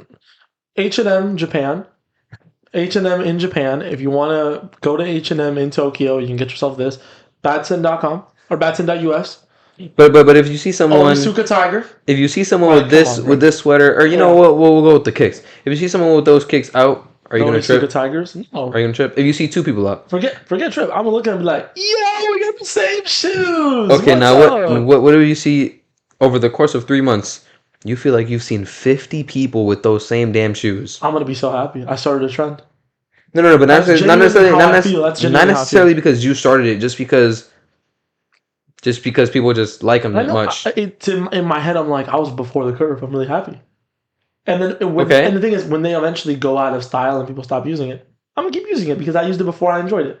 Okay. I was happy that there That's was- that's a good I outlook. was happy that there was a wave at one point that enjoyed something I enjoyed. That makes me happy. Yeah. It's Because for like- me, it's kind of like Mhm. it's kind of iffy. Because if I'm walking around and it's like I've always been against gatekeeping, and again I've experienced gatekeeping more in fashion, and so for fashion specifically, right? I've always been against gatekeeping, and it's pretty much it's exactly what for example Alchemist said. Yeah. He got introduced to Primo, that's DJ Premier, right? Yeah. And he told this story I'm hella About- thirsty. I keep drinking water. about how Premier introduced him to Jay-Z, pretty sure it's Premier. And he was like, yo, this Al, he got dope beats verbatim. He said that shit, right? Yeah. And so then Al is like, he's secure. You know what I mean? So in my head, I'm like, yo, why would I gatekeep a jacket when it's like, you're not going to rock it like I'm going to rock it? You know what I mean? And then most of the time, you're not going to rock it as well as I'm going to rock it. You feel me? The way I see it is, I see it from like a stat point of view, to a degree. What are the odds someone is going to be wearing the exact same outfit I'm going to be wearing? And I see outfits. I don't see outfits for the individual pieces. I see outfits as the whole Right. majority. So I'm like, you and me could be wearing the same jacket, but just off the fact that I'm wearing different pants, different shirt, different layers, different shoes, it's a whole different outfit. We're not wearing the same thing. Yeah. So I don't really care if you and me are wearing like the same shirt or the same pants. As long as there's other, I'm pretty sure on the pod we've worn this model of Badson pants, maybe in different colors, but I'm pretty sure we've had episodes together where we wore both the same pants. No, I think I wore them in one and you wore them in another. Okay, but either way, I wouldn't mind. My issue is if someone was wearing my exact same outfit, I'd be like, damn, bro, we're doing the exact same thing. That's not cool. Yeah, that's what I'm saying. That For doesn't me, happen often enough, you know? yeah, for me, it's kind of like, Actually, that happened to me on Arc Raiders. oh with, my God, I thought you were about to say him, like in real life, I was like, no way, no fucking way. Lewis threw on the outfit that I had on, and I was like, "No, I have it on. You can't wear it." But I didn't tell him that. You know why? It's his goddamn right to wear the outfit. If he wants to wear the outfit, he can wear the outfit. So I was like, you know what? I'm the one that has an issue here, not Lewis. So I'm gonna switch my outfit. There you go. And I'm not gonna tell him. I'm not gonna make it a deal because I didn't really care that much. I cared like a little bit, and I was like, I'm not gonna make this into a thing. I'm not even gonna say anything. I'm just gonna switch my outfit. See, I feel the same way. I feel the same way. With me, I feel like I'm a little more like. I rock it better than you. So No. I mean, yeah, but like not even that. It's like I'm never gonna gatekeep. I'm never gonna gatekeep. Yeah, me either. Have I sat down and been like, do I want you to know where I cop this? Am I gonna gatekeep? No. But there has been some times where I'm like, damn, bro, like I really want to be the only one with this shit on, because then people be like, oh, okay, you tapped in. Where'd you get that? You know what I'm saying? I don't. But I mean, that happens to me anyways. So. With clothes, I don't gatekeep because I feel like you do miss out on the flexing aspect of it. People open the sign like $300 jackets. Yeah. My jacket $300. Yeah, and then my thing with gatekeeping as well is like, bro, if you have 20 people, if you go out every single day of the week, right, and you have 20 people ask you, yo, where'd you get those pants? How many of them do you really think are gonna go buy those pants? Like none of them. Like none of them, bro. So why are you gatekeeping, bro? Why are you gatekeeping? The thing with that doesn't happen to me often enough. Like people don't, because I usually don't sit down and talk to people that I don't know often. Like I'm very much like I know the people I know, and I don't like meeting new people kind of person. Like I like meeting people that I think are interesting, right? Like if I find out that you're like in a cool field, I want to hear about what you do. I'm genuinely curious about that. Yes. But I'm not someone who loves the idea of sitting down at a table with my boy and he got like 4 people I don't know, and I'm like, who are you? It's like going out of your way like, to try to meet these people. So most of the people that compliment me on my clothes, Like over the past week, I had like 4 people compliment me on my outfits, Mm-hmm. and all 4 of them were the same scenario. I'm walking with my girl. Someone looks at me and they're like, "Yo, that's a nice jacket. That's a nice shirt." Like the most, I was going to it's in Tampa. I'll let the people know. I was going to the Oxford Exchange. It's right by UT. And it's really fucking good. It's like a bookstore. It's like a bookstore slash library with like a cafe and a restaurant. All 3 at the same Okay. time. The restaurant is so good too. So I was walking in, and this dude was walking past with his girl, and he listened to me. He's like, "That's a hard fit, bro." And he dabbed me, Yeah. and he kept walking. That's most of my close interactions. Yeah. Same. So I don't gatekeep because people, and the people that do ask me, "Yo, where do I buy it?" Like Nerdman, he asked me that a lot. I will literally pull out my phone and be like, "This is the website. This is the jacket. Do you want me to send it to you? Do you want me to like?" I Yeah. always, because I want people to get it right. Yeah. But at the same time, because I see it from that aspect more so for me, I see it as like, yo, okay, you want to gatekeep? Cool. You're probably not that fly anyways, but whatever. You're literally like, okay, let me put it to you this way, bro. Word of mouth, as we've discussed here before, is the number one way for brands to get out for business. So, yo, if you are gatekeeping, not only are you doing a disservice to everybody out there, you're doing a disservice to the brand that you love. You know what, bro? Bro, you said word of mouth, and right before we started recording, I burped, and I was like, "Yo, I just ripped mouth." Oh, I just remembered that shit. I was like, "No, yeah, that was bro. the stupidest shit." Stop gatekeeping, bro. Because not Or only are you hurting microphones. the goddamn microphones, Dude, man. our test recordings before we shoot every single time we test the mics, and we be saying some stupid shit. Maybe we'll start releasing them. Dude, literally right before we filmed this one, I was like 1-2 microphone check, and he started dying about the microphones. Because microphone, that's a good one, bro. That's a good one. I'm really a funny guy for real. You'd be a funny guy. I'm a funny You'd guy. be a funny for real. guy. Yeah. But yeah, On man, occasion. stop gatekeeping, man. Yeah. You're hurting the ones around you. You're hurting the business that you love. Because people think that, oh, I paid for it. Okay, I supported. Yes, there's other ways to support. Reposting them. Telling your boys how many times what were have you copping. shopped somewhere, bought something, and then turned around and that brand closed? And you can't say that's never happened to me because I know damn well you bought your toys from Toys R Us growing up. Where and is we it? know damn well they closed. Well, they're coming back now, right? Come back. But don't ruin my example. All the kids, when they were closed, could have gotten more toys. You could have, when your boy asked you, "Yo, where do you get that SpongeBob?" You could have said Toys R Us, but you sat there and you said, "I'm not telling you." My mom bought it for me. Exactly. Joe, where'd you get those Beyblades? I don't know. Christmas You got present. Beyblades from Toys R Us? I don't know. I'm just saying. I'm just talking toys. I love Beyblades. We had at my school we had like a Beyblade like trading. It was like a drug ring basically. Like the school was like, y'all can't trade Pokemon cards and Beyblades. Like that's illegal. Pokemon cards is where it was at. So what we would do is we would go to the bathroom because I went to a charter private situation, right? And the bathroom it was a room. It was in a stall. It was like a room in the back. Yeah. And you had to open like a door to get into the bathroom. It's like one of the nice bathrooms. And kids would go into the back of the stall and they would like trade like Beyblades. And yeah, that's where it's at. Like that's I where remember, it's at. I had so many Beyblades. But hella off topic. Just to wrap that part up, don't gatekeep. Please support the brands. Like if all these people that you think you're supporting and you love because you're buying their clothes, if they saw you in real life, they would be like, "Bro, please spread my brand." Yeah, don't bro. Bro, don't gatekeep this podcast. Don't gatekeep this podcast. Says, "What are you listening to?" Please tell them you're listening to us, bro. Like, spread the word. That's actually how this podcast started. This podcast started by me posting on my story so people would know that we were starting a podcast.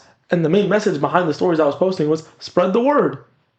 Most brands. I'm gonna twiddle your thumb toes if you gatekeep this goddamn podcast. Well, I did not know where you were going with that. Your thumbs are gonna be mine. I thought you were talking to me. I was like, I'm gonna twiddle your. I was like, what did I do? No. What did I do now? You. Your toes. Yo.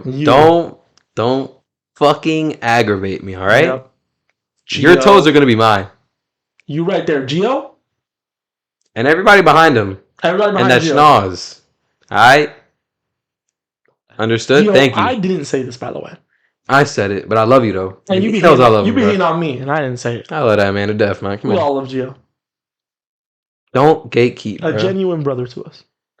Actual family. All right. And he doesn't gatekeep. And he doesn't gatekeep. Good man. Yep, he don't gatekeep because he got Alfreda shirt, Alfreda pants, Alfreda jacket. None of that is limited edition. None of that. It's Alfreda Warrior. But no, again, we're hella off topic. So getting back to it, like hella back to it, like off this whole gatekeeping. You haven't touched that popcorn. I'm sorry, you haven't touched that. It's like almost empty. It was like up to here, and now it's like down there. I've been eating the fuck out of that popcorn. Go on. But so we both agreed quality over scarcity when it comes to stuff that you buy for your own. Absolutely. What about collecting? Let me give an example for me because we both have our own collections of stuff we collect. Well, every collection is of stuff. By the way, collect, okay, my vinyl collection is weak, guys. Don't come for me. My collection isn't weak. I collect football jerseys. Yeah, nah, his collection is tough. My collection's tough. I have like 06 Argentina, 94 Argentina. I have Barcelona jerseys. Basically, my earliest one I have 2012 Barcelona, black one with Messi. I got like 2018 Iniesta, 2020 with Messi. I've got every jersey in a row since 2023. So the last like 3 jerseys I have a bunch of home and away of those ones. I have Arsenal 2022, Chelsea 2014. This is literally the equivalent of just name dropping the artists that I met back in 2014, bro. The list goes on. I have a huge jersey collection. I love it. And for me personally, right, I always tend to lean more towards, even in my collection, towards jerseys that I really love over like scarcity. But unlike before, where scarcity didn't really matter to me at all, I don't care about a controller being scarce. I just care about the controller I get the most use out of. Right. When it comes to collecting specifically, there is something about scarcity. Like, I love the idea of having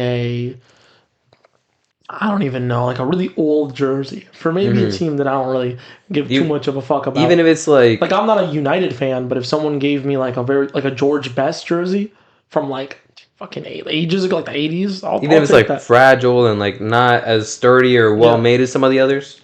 It's not even just that. It's more of the idea of an older jersey from a team I don't really like. I don't really give a fuck about. There's only two teams that I don't take jerseys from.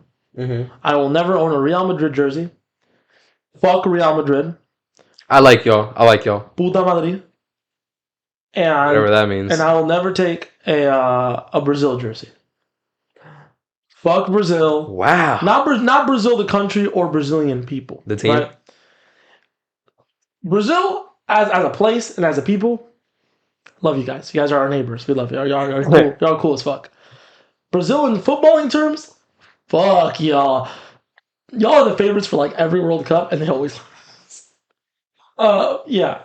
But I would never get a jersey from either of those two teams because I despise them, right? They're my rivals or my ops. That fucking hate them.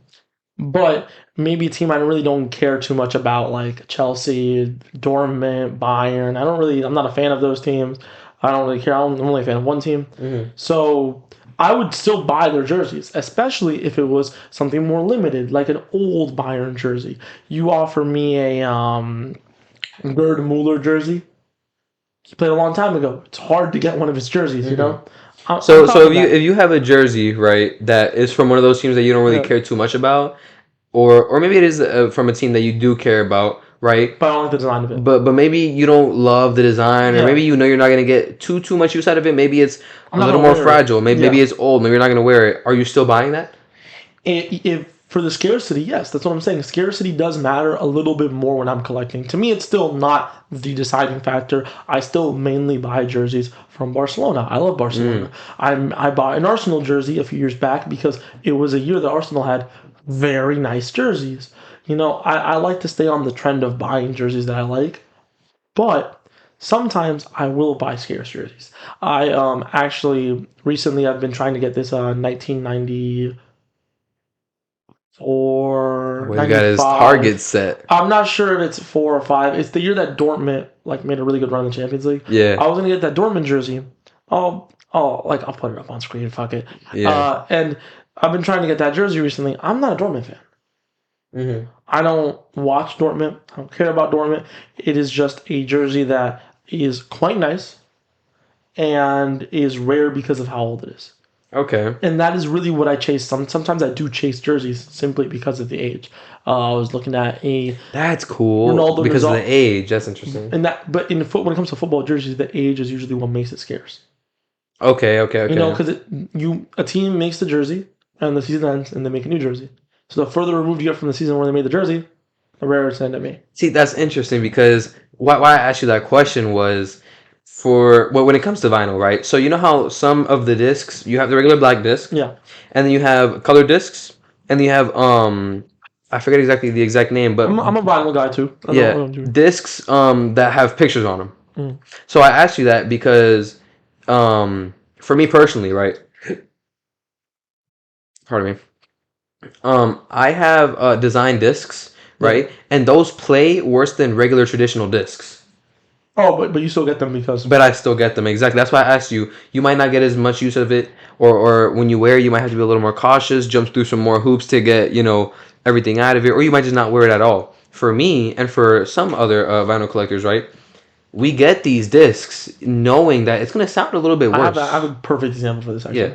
Yeah, like it's gonna sound a little bit Yeah. worse. It might not last as long. You know what I mean? You might not. Some people just might have them just sitting. You know what I mean? Like there's certain plaques that come along with these discs, and those are oh my god, I would love to have. There's a couple that I have my eyes set on, but like Kanye has one that bro, So listen. that's your example when it comes to vinyl, right? Yeah, The yeah, fact that yeah. the Because quality. because I'm gonna pay for it, and I'm gonna pay the Okay. limited edition pricing and the product. Although visually nice, the actual what it's actually used for is not as good. And I'm fine with that. You know what I mean? I'm fine with Yeah, that. yeah. I have actually a really good example. So, I have a jersey that it's literally a training jersey. It's Okay. not even a real like jersey they wore. It doesn't like look amazing or nothing, but it is signed by the entire River Plate team. Whew. Like, and I don't mean the starting 11. I mean the whole bench and the coach. That's cool. Because me and my cousin, they were training like 2 years ago. They were training in Sarasota. And me and my cousin drove to the training facility in Sarasota. We waited outside the training, and then when they finished training, they came out, and we got every single one of them to sign the jersey. Everyone, right? Even the coach. And the coach is special because the coach is Di Michelis. He played for the Argentine national team, that kind of stuff. Okay. So I also got a photo with the backup goalkeeper for Argentina. Yeah. Yeah. Yeah. You know, that's why I always say I'm one link away from Messi. We can get Messi on the pod. Yeah. Yeah. Yeah.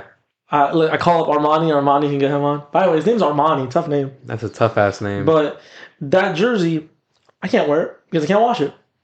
That jersey, it's not even like a good looking jersey, but it is rare because it is signed by the entire team. Yeah. You know? So, and I still get value out of it. I don't even like River Plate. I'm more of a Boca fan than a River Plate fan. But, like, it's just the idea that it's signed by the full team gives it so much value. Mm-hmm. You know? So maybe it isn't exactly scarcity. It is more scarce because it's signed by the whole team, but But then again, I mean, it is that is one of those examples of perfect scarcity. That is the only one. well, there's probably other ones signed by the full I team. mean, yeah. Maybe give or take a few ones that are missing, a few ones that are added, that kind of stuff. But Yeah. it is more scarce than just a jersey you bought. Exactly. And, Exactly. so that one still has a lot of meaning, even though it is a perfect example because it doesn't look that good. It's from a team I don't really like. It's like, that kind of stuff. Yeah, but it carries the value. But here's the value yeah. of also the experience of me going with my cousin. We had to do that long drive, got down Yeah. there. It's the whole thing. Yeah. So scarcity does hold value to me, and it also holds value to you. But as I think we both agree that the value is mainly in collecting. Do you think? I know we're getting a little towards the end here, but I just wanted to ask you this. Yeah. Do you think it should be because I have a particular Yeah. take on this? Do you think scarcity in art should be hated on, or No, not at all. Not at all. no? Okay. No. I think if you're using, again, this is two very different things. You said in art. So I'm going to go Yes, specifically yes. with in art because if you hit me with the whole like, Supreme did their fake scarcity to raise their price, I don't fuck with that. Right. But Right. if we're talking about specifically, people are like, you paid so much for that only because it's rare, you're an idiot. I don't love that idea. Even though I agree more with the guy that is calling that person an idiot, but I would never call them an idiot because that's, in my opinion, you're the idiot. Let this person enjoy what they want to enjoy, especially if this person enjoys collecting rare things like that's the enjoyment. It's the dopamine they get out of it. They get something that's rare. They get something that like other people don't have. So when you bring up the enjoyment, because the main point that people bring up when it If that comes to makes sense. I don't know scarcity, if that makes sense. the main, because for example, right, Yeah. the main point that people bring up when it comes to scarcity is, oh, well, if something is scarce, you're now ridding all these other people of the opportunity to enjoy it. For example, Alchemist, a lot of his drops are limited, very limited, right? Do you appreciate, or not even necessarily appreciate, but are you okay with him making these things limited and not as many people being able to listen to these things through vinyl? I am okay with it to an extent. I think maybe there should be like one vinyl that is like stock. You know, that's the vinyl that people Okay, get. okay. But there's nothing wrong with making limited edition things scarce. My favorite example is the again back with football, the collabs that Barcelona does with certain artists. The Ed Sheeran jersey, which I wasn't able to get. I really wanted to get it. The Ed Sheeran jersey actually looks better than the Travis Scott jersey. Insane. And I never and saw that one. it's $2,000 or like $1,000. Like you can't. It's impossible. They didn't drop it. You have to like spend. Yeah, it's ridiculous. I couldn't get it. Insane. So the Travis Scott jersey, like those kind of like collabs, where it's more limited than a regular Barca jersey, but the regular Barca jersey you can get it. It's always open. Right now, you go on the Barcelona website and buy it. It's there for you to buy. It's there for you to get. This limited edition thing was special. It was like a one-time thing. That is perfectly okay, as long as you're still giving people the default one at a thing that makes sense. That was my issue with Supreme. Supreme was just like they would make these, and also it has to be quality. There has to be a reason why it's scarce. It can't just be scarce for no reason. These Alchemist things aren't scarce because he made them scarce artificially. They're scarce because they have some kind of meaning behind it. They're special. That's the whole idea behind it. These are special. I think the default one should be not scarce though. Okay. Yeah, that's something that he kind of like. I'm kind of suffering a little because I have to pay a resell. He does release a good amount of them, but there's not like he releases a lot more of the default version than limited. For example, this last one, which by the way, again, my my collection isn't big, but I'm getting blessed here for Christmas. My sister actually got me the deluxe only W Angelica. the deluxe instrumentals only for oh, what's it called? I always blank. The genuine articulate. And so that was only like 100, I think. That was only like 100. Bro, it sold out in like 12 minutes. And she got it? Angelica got it? Yeah, she got it. W Angelica in the chat. And she also got me the limited edition, which one? They're called This Profession by Primo and Rock Marcy. And there's a lot more of the default for the Alchemist, but it's still limited. Like there's not unlimited. There's no consistent restocks. You know what I mean? And I think that's overall fine because the real default is Spotify. The real default is streaming. Yeah. I also see it that way. There's definitely a luxury to have. But the vinyl, I think the regular vinyl should at some point, at some degree, be easier to get than the special. The special. And I'm not saying he's never going to reissue them. Most vinyls have reissues. Special edition is perfectly fine if y'all want to do scarcity for it. It is literally special edition. It's special. Like I'm a fan of if you drop something and someone misses it, even if it's that you weren't born, you literally just weren't alive, right? You weren't born yet, or you just mistimed it, or you'll have your own. You'll have your own. Yeah, it's like I think if life takes its course and you didn't have the opportunity to get it, listen, and you never listen. I think that is something that's okay. A lot of people hate on it. I think that's something that's okay. You know what I mean? Because guess what? Some things you're gonna get, some things you're just not gonna get, and that's all right. You know what I mean? That's all right. Nothing wrong with that. Yeah, you can still listen to the material, you know, and even things like Chromacopia that had a couple extra tracks on the vinyl. You can still go listen to those on YouTube. They're gonna be there. You know what I mean? Maybe not on Spotify. They're gonna be on YouTube. I do wish to a certain degree Tyler would release it himself. I mean, you know, instead of having to go on YouTube, but like. Chromacopia right here. Yeah. But, I mean, I agree. Like Joey Badass, and this was like kind of a little more niche situation, but his Crash Dummy, which is probably my favorite song of his this year. Not even probably, it definitely is. It's not on Spotify, and that's for different reasons. That's for reasons like label reasons and stuff. But I just have to deal with it. It's all right. You know what I mean? I don't know. I just think that the whole idea of missing something, for me, that whole idea goes back to Fortnite. That's the first time I ever experienced that growing up with Fortnite skins that would like come out and then you miss it. Oh, okay. And then like when I see things like that, I'm like, it's okay because you're rewarding the people that were there in the moment. Exactly. And those people could always be like, yeah, I was here, I experienced this. It's a one-of-one experience that you're creating. Rarely. Yes. Yeah. And that's okay. It's just as long as the masses get to experience in Fortnite, for example, as long as the masses get to play Fortnite, it doesn't matter. Yeah, you're good. If you can't get every skin, it's fine. You missed out on a skin, it's cool. But you're not missing out on the game. You're still on the game. You're still in the game. You're still there. You got the experience. That's why I say they should still have the default way to listen to the music. But having these limited drops is perfectly valid. It's perfectly fine. You know, I mean, you're part of a and also you create a community amongst the people that were there. Exactly. And creating community is always very important. Me and Derrick try very hard to create a community here with you guys. Yes, with you guys. So, on the topic of community, send us those Mount Rushmores. Yes, please. Send us those Mount Rushmores. Because I think we would have them next episode now, for real. So keep sending them. But yeah, keep going. So this comes out, the episode with the Mount Rushmores comes out in 2 days. Of today filming. Yeah. Comes out in 2 days. So in 2 days from right now, we'll be looking at your Mount Rushmores.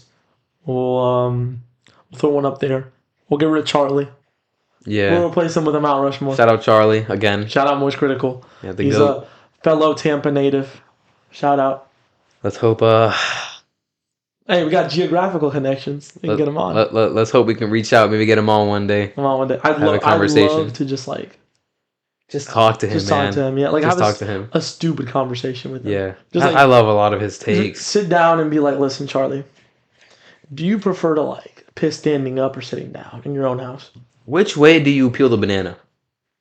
I'd love to just like talk about something stupid with him. But yeah, speaking of guests, since we are kind of wrapping up right now. Yeah. We will have some guests coming on soon, y'all. Yes. Very exciting. Oh, we're so excited, bro. They're gonna sit instead of having popcorn here. We're gonna have a whole person. A whole whole person. A whole professional. A whole professional. You know, they'll be here. Keep y'all's eyes peeled, ears peeled. Genuinely, yep. For next month, it's gonna be insane. A bunch of big stuff coming to this podcast near the end of 2025. We're gonna have small changes to the room. We're gonna have hopefully changes to the equipment. We're gonna have guests on. We're gonna have a lot of stuff. Hopefully, a Patreon. Again, hopefully, just like we said earlier, please let us know what y'all want to see from a Patreon. We can't do a Patreon without having Patreon tiers. Let us know what y'all want the tiers to be. Yes. Let us know. Want us to give you tiers? Cry into a bottle, send it to you. Hey, I don't know. I wouldn't be against that. No, let us know. Literally anything helps. Literally, it's what y'all want. Literally anything helps. Literally. Like, please spread the word of the podcast too. Please. As always, let us know what y'all like. Don't like always. Me and Derrick have a goal. The goal is, we're not going to put a time limit on this goal, but the goal is 500 subscribers. Yes. If we can get 500 subscribers at some point within the next, I don't even know, year? 10 years? Nah, 10 years. Social Blade thinks that. Within the next year, if we can get 500 subs, we'd be very happy. We'll bring one of you on. Well, I'm lying. Y'all are not coming in here. Never. Ever. Never. This is the should we keep the sign on the outside of the door a secret? Yeah. But y'all. But if y'all pull up. Hold on. For genuine reasons, y'all actually can't come on for privacy reasons. We don't like you. No, it's not that. We don't film. We don't film at a studio. We film at a crib. Yeah, we film at a crib. Y'all can't be coming over. It's crazy. Yeah, with all due respect, we love y'all. We love y'all. But yeah, people live here. But when we get big enough, right? We have a studio. With y'all's help, we can have a studio. We can go out. We can meet y'all. Have fun. Yeah, talk. Me and Derrick have talked about really being involved in the Tampa community. You know. Yeah. Our Tampa fans, we do really go out there and do things. Do things for y'all. If we get big, if we hit the 500 sub goal, we might be able to do something locally. Hopefully. Yeah. But yeah, I think that's it for the episode. Yeah. All right, we'll see y'all next Friday. We're here every Friday. Every Friday.